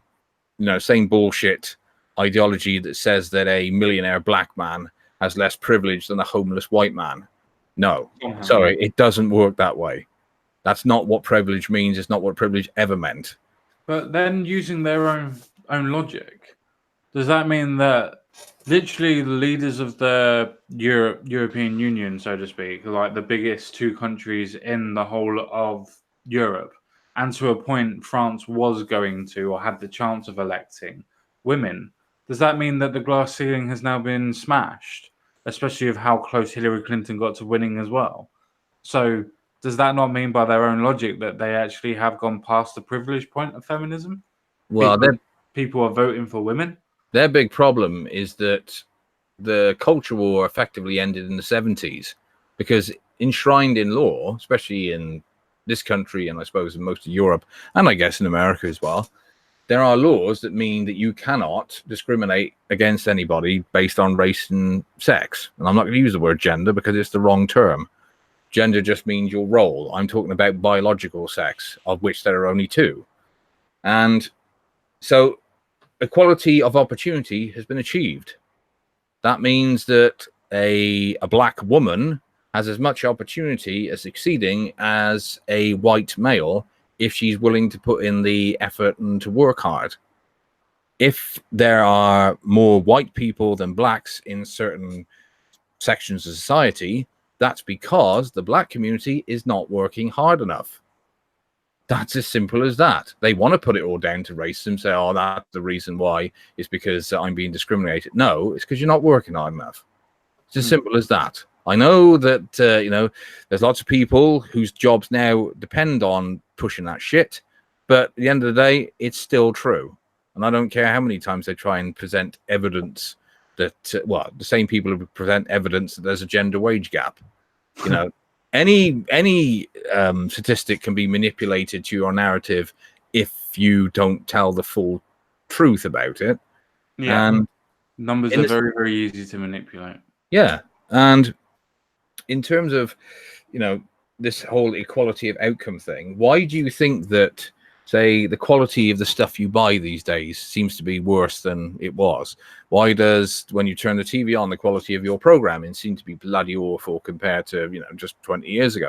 And it's because more than ever, we're putting people into positions who don't deserve to be there. They're being put in there because they have black skin, or if they have because they have a vagina, or possibly both. Oh, but then again, television lately has just done a major dip again with the removal of the Jeremy Kyle show, I'm afraid. For those of you that didn't know, Jeremy Kyle has been removed from society forever. Because somebody died a week and a bit after they were on the show. It's quite funny. You look at the amount of people that's committed suicide or done something stupid after watching a soap episode. Yeah, and unfortunately, it hasn't finished off Coronation Street yet. No. Yeah. Come off it. Come off it. Look, fair old Jeremy Kyle, maybe he just wanted to. Well, do you think that maybe he was problematic, as he was a white male? Oh yes, definitely problematic. I think the reason with Jeremy Kyle and why everybody was kind of against him was not necessarily because he was a white male, whatever, was generally because that he was showing the dregs of society, if you pardon the term, and all of them, bar a few sparse inklings, were generally white people. So whenever you see bad and poor people that were having immense societal problems, most, I'll use that term because not all, but most seem to be of white nature, as in color and whatnot.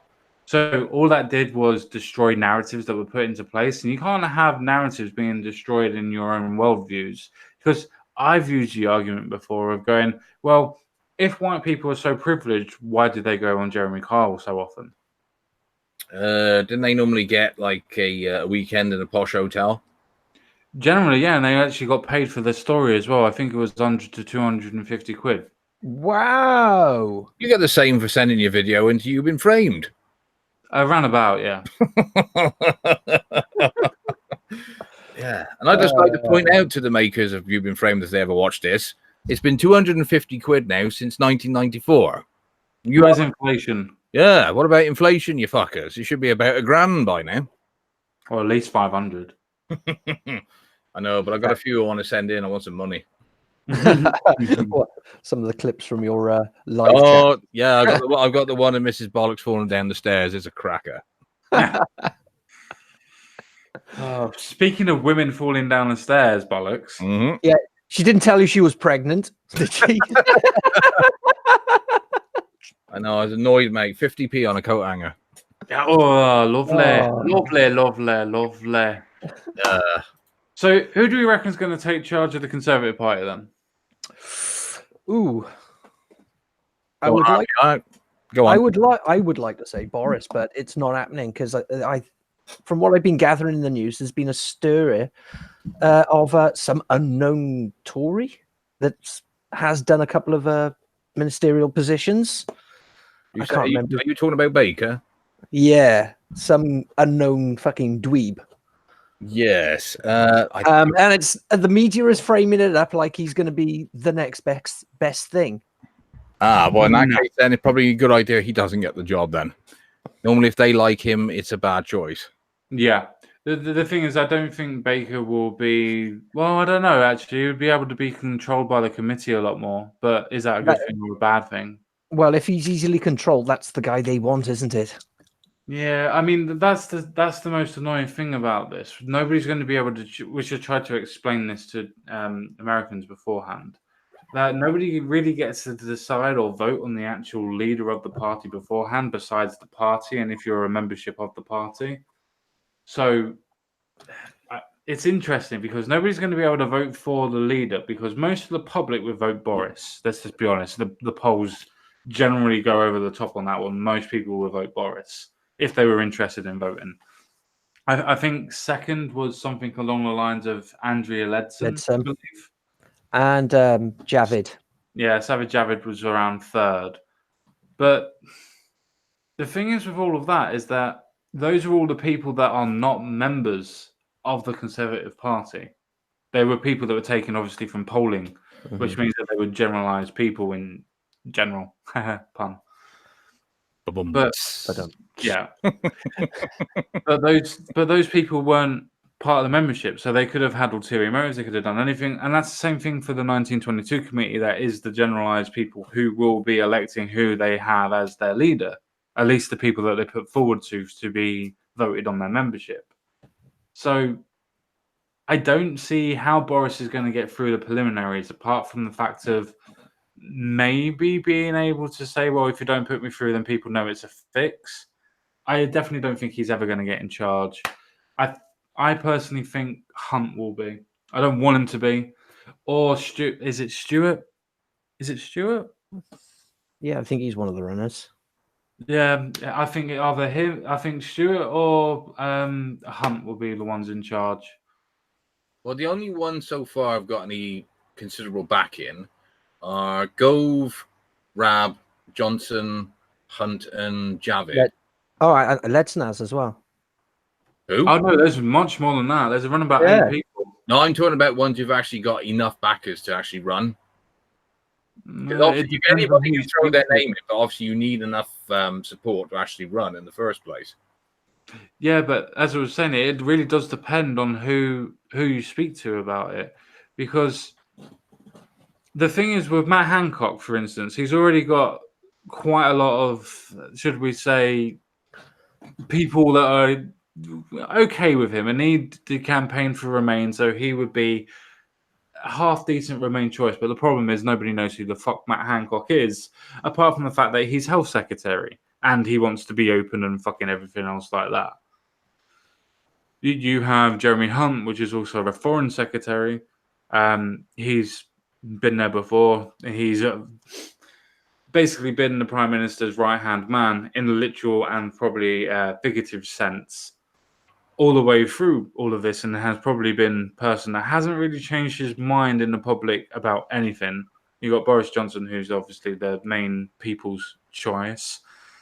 But then we go on to somebody like Isha McKevy, who's a backbencher, who's a former TV presenter who has quite a lot of following on Twitter, does quite a lot of radio shows.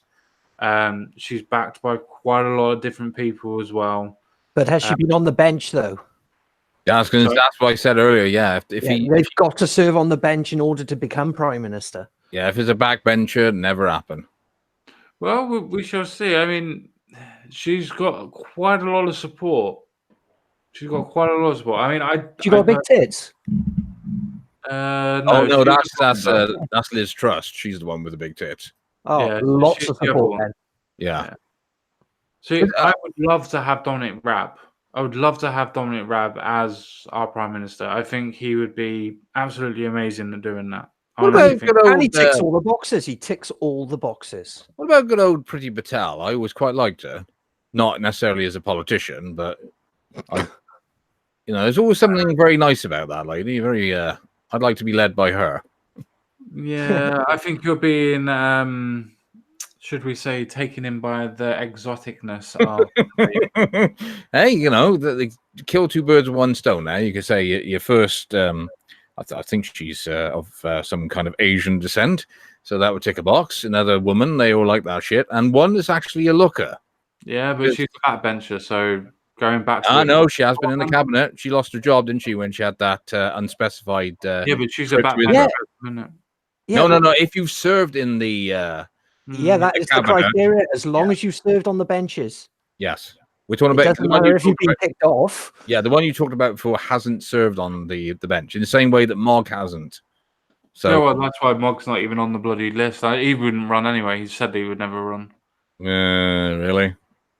Yeah, I don't think he will. I don't think he's that interested. He's got his show. He's a bit like Farage at the end of Brexit. He's got his show on LBC. He's got money that he's making.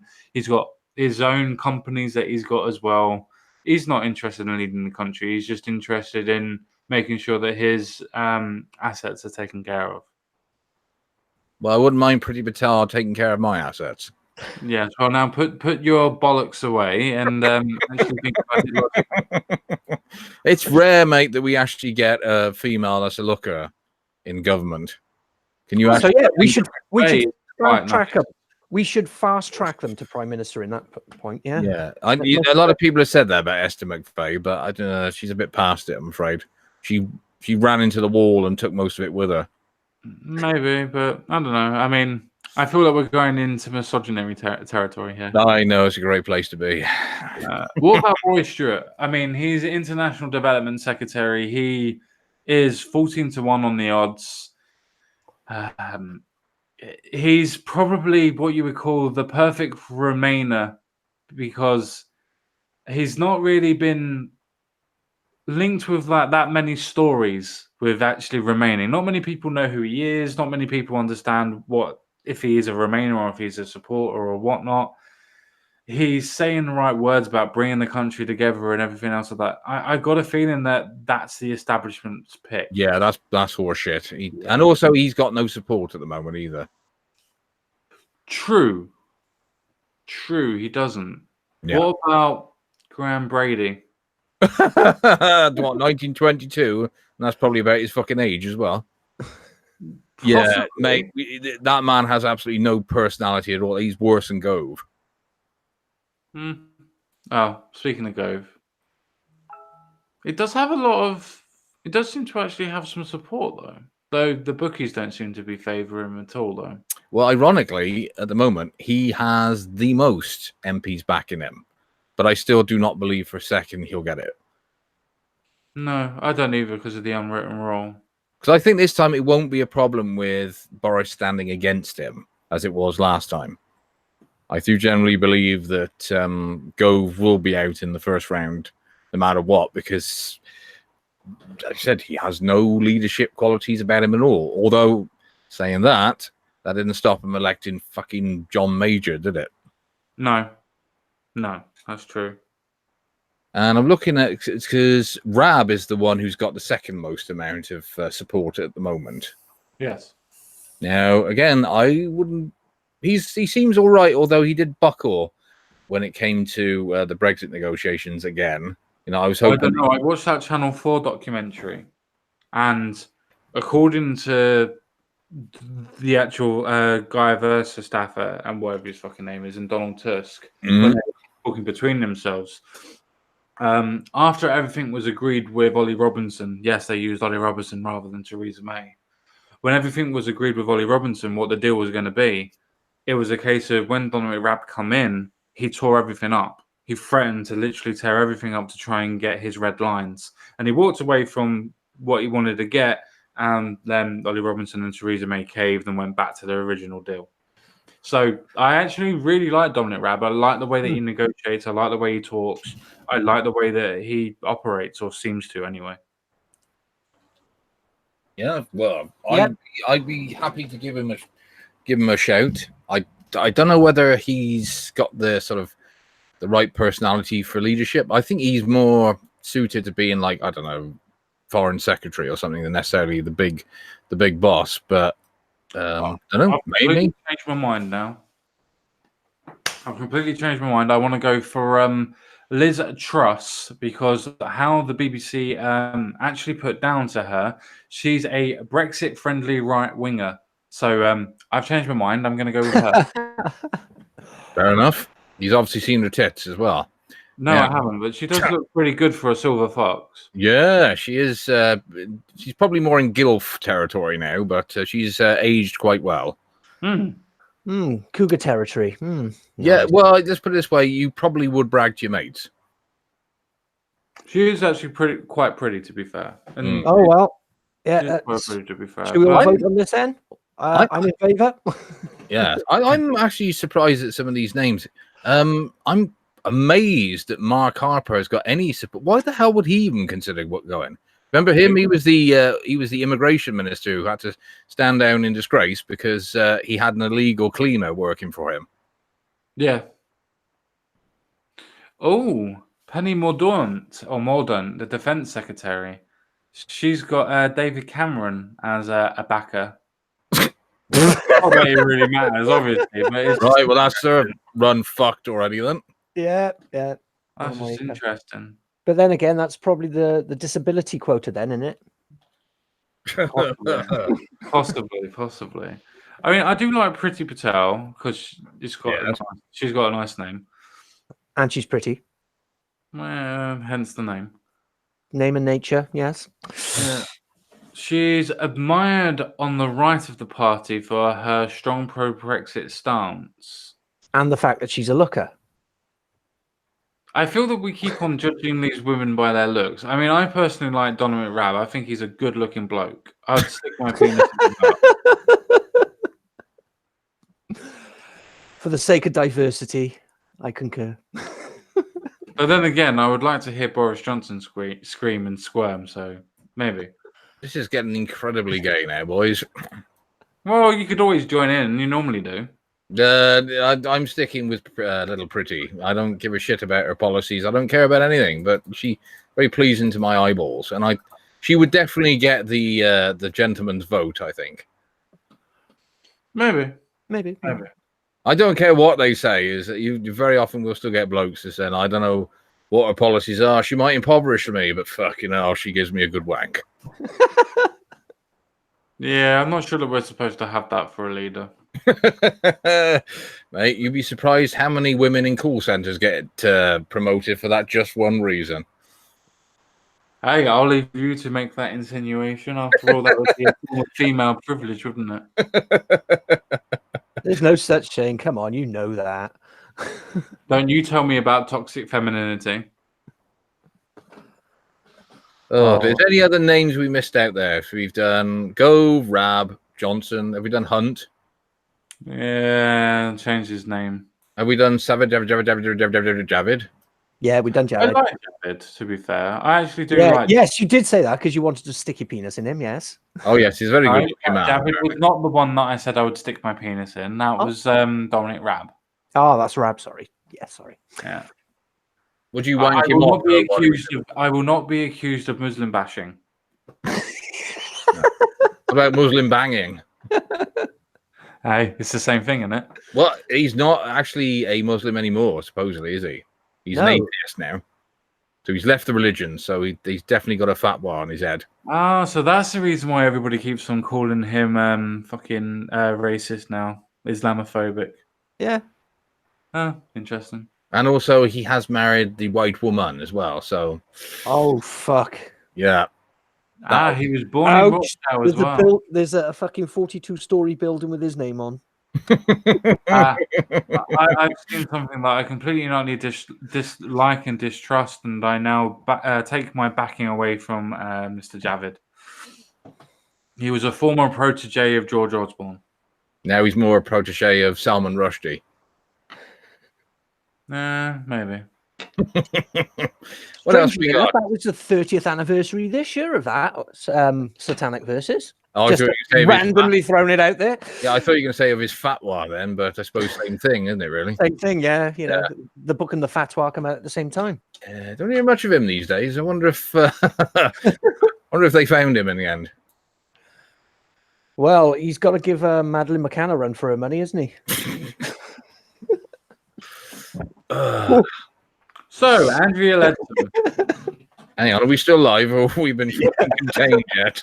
No, we haven't been contained yet. Right, who's next? What other foxy lady? Andrea Leadsom. We kind of... Oh, Andrea Leatherface, yeah. We kind of touched on her, but I think that she'd actually be quite a decent leader, to be fair. I've listened to her a couple of times on Question Time when she's allowed to speak, and she's actually pretty good, pretty strong on how she grasps things. If she was, then she should not have stood down just because she made a slightly daft comment that somebody overheard. You know, May can't be Prime Minister. She hasn't stretched her vagina and pushed her baby out of it. Maybe, but I think with Andrea Leadsom, I think it was more of a case of she knew that the general public probably wouldn't have accepted her, and by general public, I mean feminists. One thing I will always give old Thatch is that she was absolutely adamantly anti-feminist. She even said that I owe women's lib absolutely nothing. And I like that. The fact that she said I got to my position through my own hard work, not just because I have a clout. And let's be honest, she definitely wouldn't have got anywhere laying on her back. But she did push something out, though. She did. 2 idiots. And well, I mean, to be fair to her, you know, she did have to marry a rich drunk to get which, pardon the pun, a leg up. And but it paid off, you know. So do you reckon out for in the future now, right? Any women coming into power must have had to push a child out in order to hold the place of high esteem, you know, because that way it shows, yes, they can control minors below them. Well, it is I'm gonna funny. say no. It is funny the amount of Western leaders that don't have kids. That's a funny coincidence, isn't it? Yeah, and they're all like little Hitlers, isn't they? Like Merkel, Yeah, I'm still going to say no. Jimmy Cranky. Yeah. What about the was it Jacinda, the People's Marxist? You know, the Prime Minister of New Zealand. I don't think she got kids. No, she hasn't. No, she Oh, hasn't. you do surprise me. You do surprise me. Then again, you know, there are people out there who have a thing for horses. I'm not one of them. Yeah, isn't that illegal? Bestialities. I'm sure in certain American states maybe, but not the rest of the world. To be fair, yes, actually, in some American states, bestiality is still legal. Yeah, it's called Canada, isn't it? No. It's actually illegal. Yeah. Meeting with the moose. Yeah. The moose is on fire. Oh dear, oh dear. Oh, This is descending into anarchy. And to be fair, I'm actually going to be getting off very, very shortly as it's reaching 10 o'clock. So, Oh, sorry, I thought you meant something else then. I said, well, if you want to do that on camera, common sense, you help yourself. well, I need to give the public what they want. The only problem is to give B what she wants, I need pizza and a bath. What B wants is really something should never enter a human being's mind. I don't know. The knob of butter was a good idea. Well, the fact that she had the knob and you were willing to give her the butter is that straight away should send alarm bells ringing. I'm not going to be looking at when she's bending over. I'm just going to be in the hole. If you think that's how it's going to end, mate, you carry on telling yourself that. Hey, it's a trap. Oh, you noticed. I really do hope she's still listening because, you know, it's not the thought that we're all here just talking about her and just basically saying that B was probably born Brian or something similar. Let's hope so, because that would be really interesting for all the people I've known that has actually hit on her. Including yourself. I've never hit on her. I flirt, but I've never hit on her. No. Some of the things you said has come dangerously close to. Go on, B. Bend over and I'll just pretend it's not there. No, that's what she says. She does have quite a gravelly voice, so, you know, that could be shrunken testicles. Well, in that case, then she obviously needs some cream for it. Are you sure B's not Jensen's alter ego? No, There they is- both speak at the same time. No, there are suspicions. There are theories that they're just one and the same. Yeah, You know- and Magic Bollock should know he actually had them on at the same time. Yeah, but they very rarely spoke over each other, and they very rarely do. In the same way that George and Zippy were the same voice actor, but yet you would never know because the timing of switching between the two voices was that natural. I think it can be done. I just think Mr. Quinn is very, very skillful At what? at being himself and his sister. Again, I would like to allude to my previous comment. It's a trap. Speaking of traps, do we think that this is just a way of trying to stop Brexit through the means of trying to give the people what they actually want, but then getting a general election and a second referendum via the back door? It's possible that, yes, they want to force another general election to get Labour in. Thing is, though, that's not going to work, though, is it? It's probably the dumbest thing, you know, because I know Corbyn was pushing for a second election, well, a general election. But after the defeat both the Conservatives and Labour have had, all it's going to end up is a hung parliament. Mm. Unless coalition with Nathan the wakes up DUP. and puts UKIP or the fucking Brexit party, up there. In which case, it would be a great day for a complete change of politics. Oh yeah, I see that in the chat, Magic.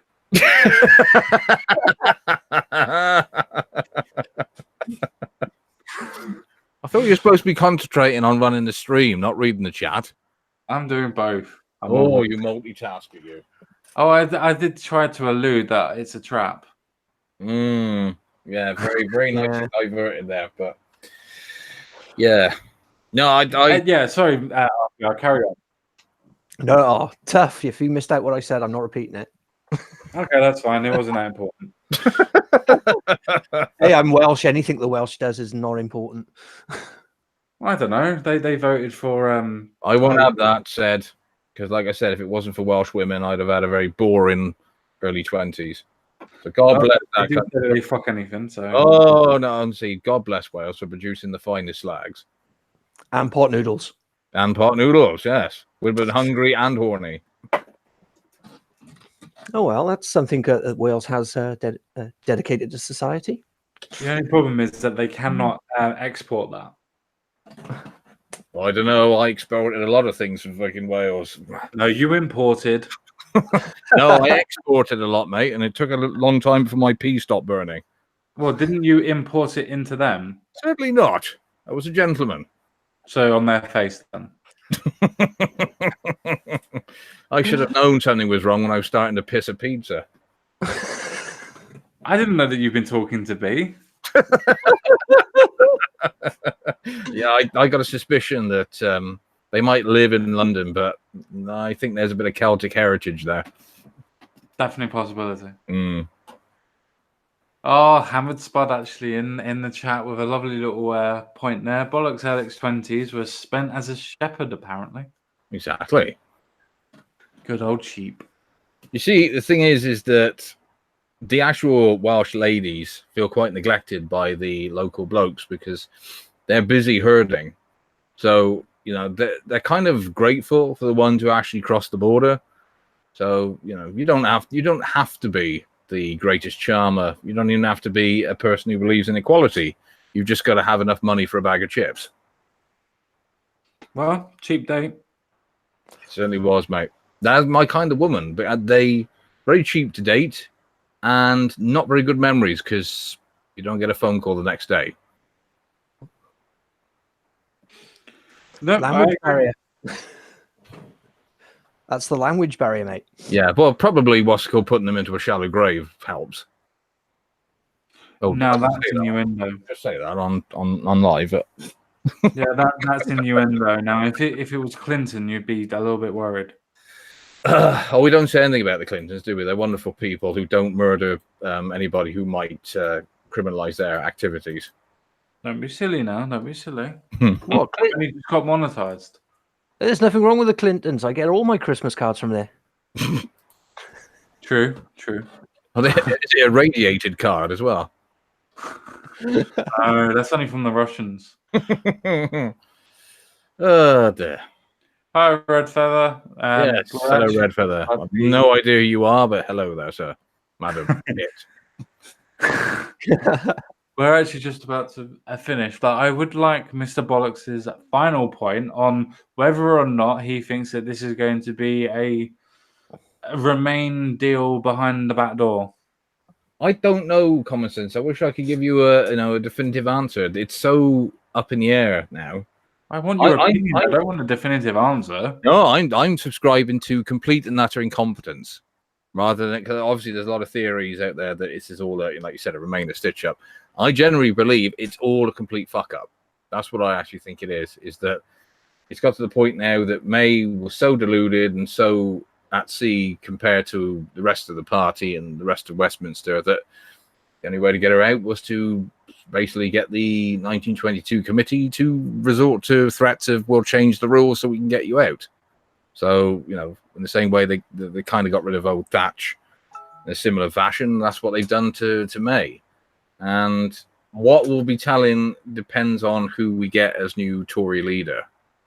But also keep an eye out as well in, I think it's 24th of July, because Vince Cable is doddering off into retirement, and the new Lib Dem leader will be stepping up to the plate. I know that's quite irrelevant to what the Tories are doing, but any sort of political change like that is always worth keeping note of.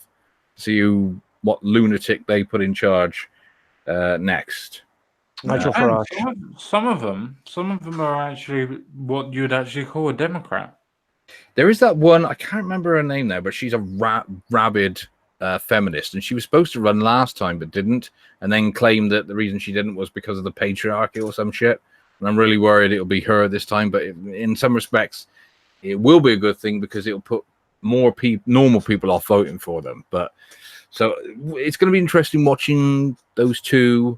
It'll be interesting watching what happens with UKIP, because Batten's supposed to be stepping down and there's been a new leadership, and because we talked about this, didn't we? And you told me that Sargon cannot stand yet. He hasn't been in the party. No, he's got to do 2 years before he can actually put himself forward. I generally thought that he's not going to do that, is he? Surely not. But I could see that at some point.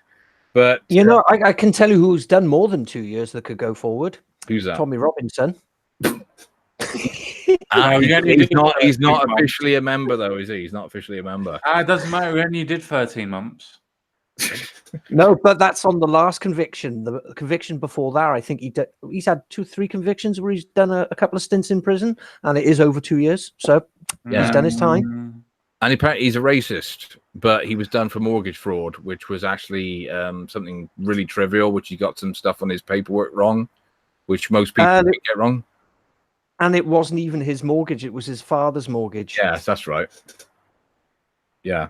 It's surprising when they can get you on where they want to. But let's put it this way, if Boris doesn't win, and it's not someone like Rab, or say someone like Esther McVeigh, or that one with the big tits that you like, Common Sense, so somebody who's not an ardent Brexiter, or if it is someone like Gove, God fucking save us all, watch who they put into place in the cabinet, because the cabinet needs to be, I think, at least 75-25 Brexiters to prove that this person is serious. If it isn't, then I think we're just going to get the same thing repeated again. And if they call a general election, I mean, call me stupid, call me mad if you want, but part of me wants Corbyn in just so the fucking idiot young who think that socialism is such a wonderful idea get a taste of what it would be like. Hey, I'd be happy with Jeremy Corbyn in, because at least the benefits will go out for the first 4 years. Yeah, first 4 years, mate, and then you get nothing at all when the IMF are called in again. That's fine. That just means that the Conservatives will then come back and then make sure that we still keep our economy. I don't know. The scariest thing in the world is having millennials being able to vote. The thing is, though, there's people like us will have to escape the gulag to experience the benefits. Because we'll be done for wrong think in seconds. That's fine. I don't care. Well, we are white males, so we'll all automatically be illegal. Are you assuming my race? Oh, sorry. Yeah. You're a trans nignog. Maybe not the nog, but I'm definitely a trans nig. Okay. If there's two of you, one can be the nig and one can be the nog, so that you're not being too offensive. I do like an eggnog. You like a bit of nog. Well, eggnog is good as long as you keep it jogging. Yeah, but eggnog is white, so it has privilege. Oh, it depends. If you add more yolk to it, it then turns yellow. No, that's even worse. That's Asian. So they got the most privilege. But Asian privilege doesn't count, does it? Oh, it does. I'm talking about proper Asians here, with the ones that should just be referred to as Asians, or Orientals, whatever you want to call them. Yes. See, now you're just being racist. You're just going all over the place. You don't even know what you're talking about. All right, what do we call them then? I don't fucking know. You're Asians. Chinks. Yes. Goops. Or what's round eye challenged? Aye. Fucking- I don't know. I've not read the full what's called instruction manual of terms you're allowed to use and aren't. Once upon a time, I thought using the word colored to describe black people was considered offensive, and now they're people of color. Yes, and now you can't Yeah. call them black people, but yet they're people. Well, black's not a color. Nor's white, though. To be fair, Ugh. if you come across a Japanese pilot first thing in the morning, could you say there was a nip in the air? no, but there's definitely a kamikaze.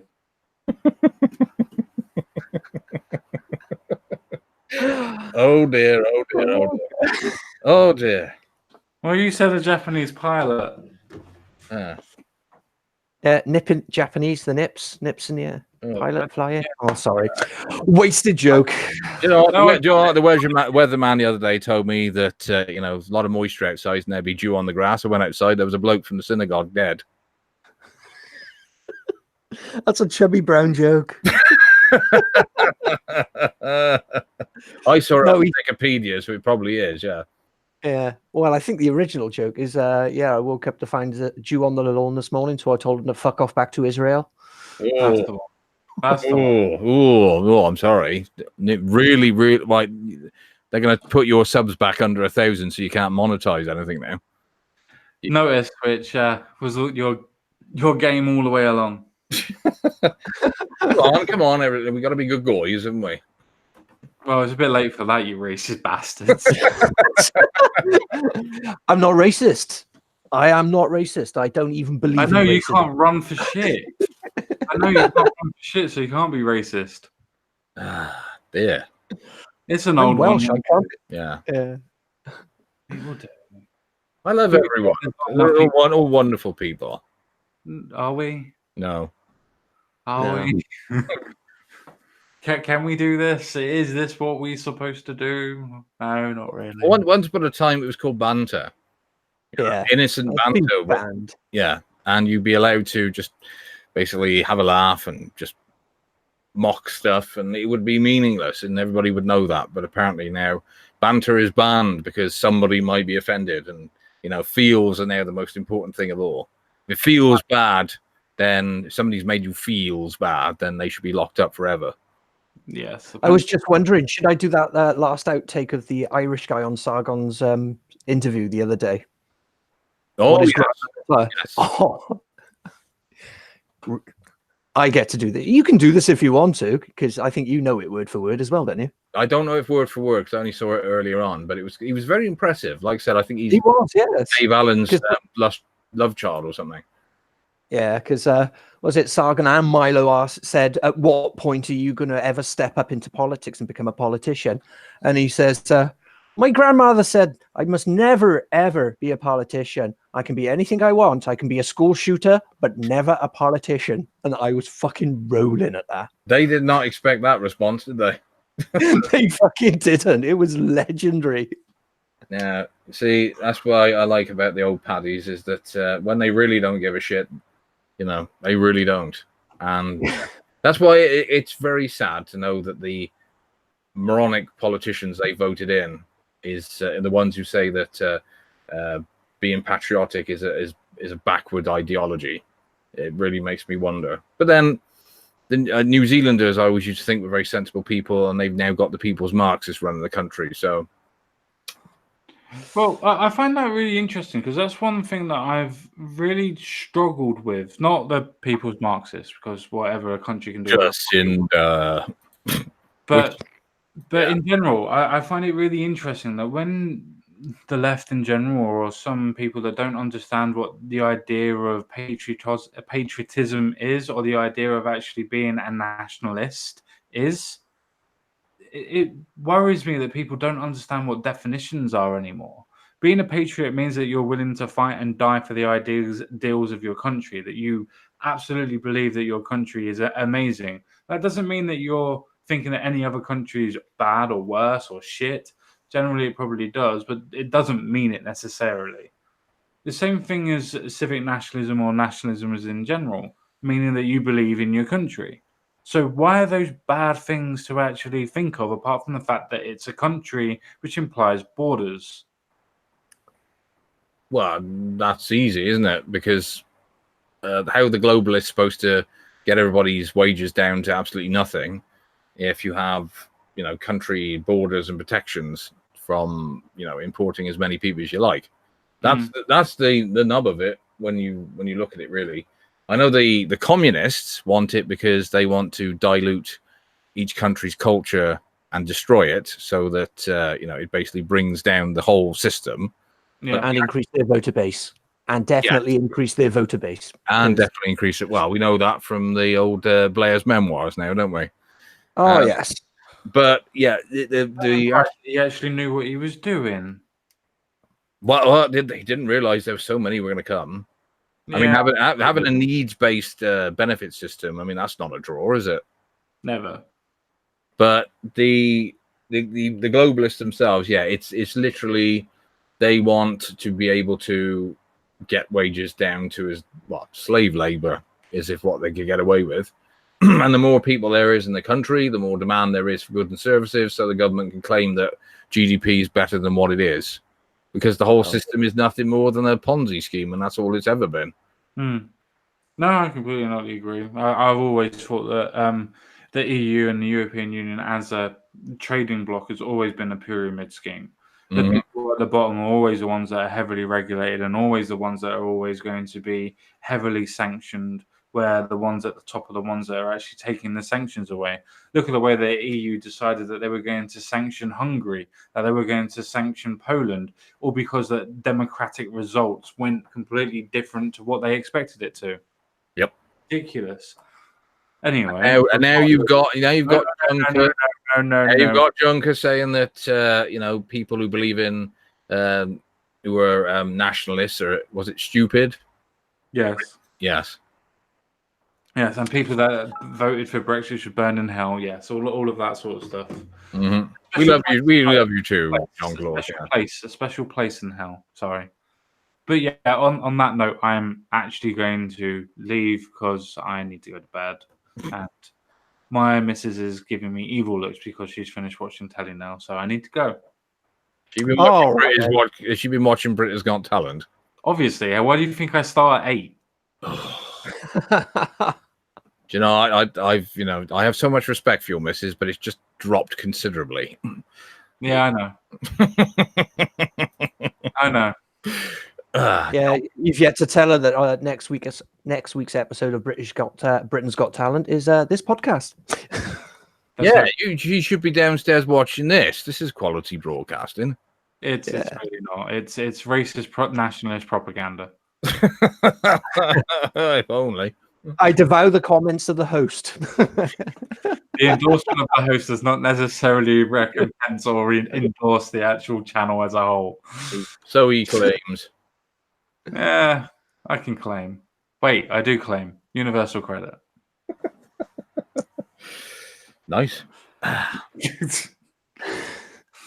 Oh, disability, yay. Anyway, carrying on. I'm going to go now. Goodbye, all. But I suppose I should give Magic Bollocks and RPR the last final word. So, RPR, would you like to go first? Yeah, I'll make it a quick one. It's great to be back. I'll be wandering around the chats again on a couple of channels, hopefully. So look out for me there. And if you're on what's it called? Telegram, you can find me under the postage stamp consensus. Thank you. Over to Magic. Well, first of all, I have one question. What the fuck is a Telegram, apart from the old version? Oh, it's an app out there. You'll find a couple of the old regulars out there, like old Sargies out there, academic agents out there. So just get the app and work it out for yourself. Did you hear that Crown T basically called academic agent a white supremacist endorser, basically sucking on the dick of a white nationalist? Does anybody care what what's called Kraut says anymore? Interesting that he's literally just called. By the way, he also called me racist as well, a white supremacist and sympathizer apparently. Hey, yeah, I tweeted at him earlier, going because he posted a video of a YouTuber with 2,000 subscribers saying that everybody should be going against this person, but literally, obviously, with 2,000 subscribers, nobody knows who the fuck he is. By the way, people, I do realize 1,000 means that I'm even less than he is. People don't know who the fuck I am either, luckily. Hence why I can get away with this shit. until you run for parliament, and then you're fucked. It'd be fine. I can always say that. No, I always actually say no. I disagreed. Well, I suppose until the kamikaze reference comes up. He's hoping the Guardian will be bankrupt by the time he runs anyway. But yeah, I know of Telegraph, but I've mainly used it for finding means of watching movies and television shows that you shouldn't. But well, no, I won't go into that. You didn't meant to mention that part of it. Well, it's like anything, once you find out a use for something. But yeah, I would say to everybody, it's going to be very interesting politically for at least another 2 years, I think. Especially next year, wait and see what happens in America compared to the stuff we've been having over here with the sort of the censorship and all the policies the EU are bringing in to try and censor us, like Article 11 and 13. You're going to start seeing more of that in an attempt to try and stop Trump getting his second election cycle. And because one thing we've definitely learned now is that the establishment don't like the internet because we are talking to each other, and they don't like that. They want stupid, easily misled people to just basically do what they want. And that's why you're seeing the growth of the far left, because that's their foot soldiers. But the only thing you can really do is to vote for the time being. I don't really want to see violence from the ordinary people, although we're running out of options. Just for fuck's sake, don't vote for the mainstream parties. Do not vote Labour. For fuck's sake, do not vote Liberal Democrat. And for crying out loud, do not go near the Tories. I know that Farage has his faults, but at the moment, he's the only hope we've really got of getting a proper Brexit. And don't forget, if we get that, we might finally start to see this crappy establishment start to crumble. So, do your bit, get out there and vote when you have to, and try to remain optimistic. I know it's difficult. I know with all the shit that we see on a daily basis now, it can grind you down, but stay positive, people. Brighter tomorrow can still come if you believe in it. Anyway, that's enough. That's enough virtue signaling for me. Well, I don't have too much of a final word, so to speak, but I will kind of second Magic Bollocks' sentiment, to be fair. Though I will quickly add to it as well. I don't actually think that whoever gets to go to be the Conservative leader, I honestly do not think that it really matters. I honestly think that it will be a case that once the leader has been selected, whoever it may be, Jeremy Corbyn's going to call for a no confidence in the government, regardless of if they have a coalition to have a majority or not. Once that election is called, on the manifesto, so to speak, of the Labour Party is going to be the second referendum. And I do somehow think that one of those parties will win. And by that, I mean, I think they would either be Labour or another form of a Remainer party. I just think it will be rigged in some way necessarily. I honestly think that we're going to go through a second referendum, and I honestly think that it's going to be a case of a very, very tight Remain win, because it would be Theresa May's old deal or whatever deal that they can scrape together in the next month or whatever, compared to a Remain, as in start over and whatever. So I honestly think that Brexit is going to be postponed again. It's going to be pushed forward. Sorry, it's going to be pushed backwards, not forward. So I don't think that we're going to have Brexit anytime soon. I don't think that we're going to have necessarily a change of politics, unless you do what Magic Bollocks has already insinuated that you do. Go out and vote. Vote for parties that you think that are actually going to change the establishment, that actually have a chance of doing that. Now, if you think that's UKIP, then go and vote UKIP. If you think that that's the Brexit Party, then go and vote for them. If you think it's anybody else, then you obviously don't understand what the establishment is. With that being said, ladies and gentlemen, I will bid you farewell, and I will speak to you again very soon.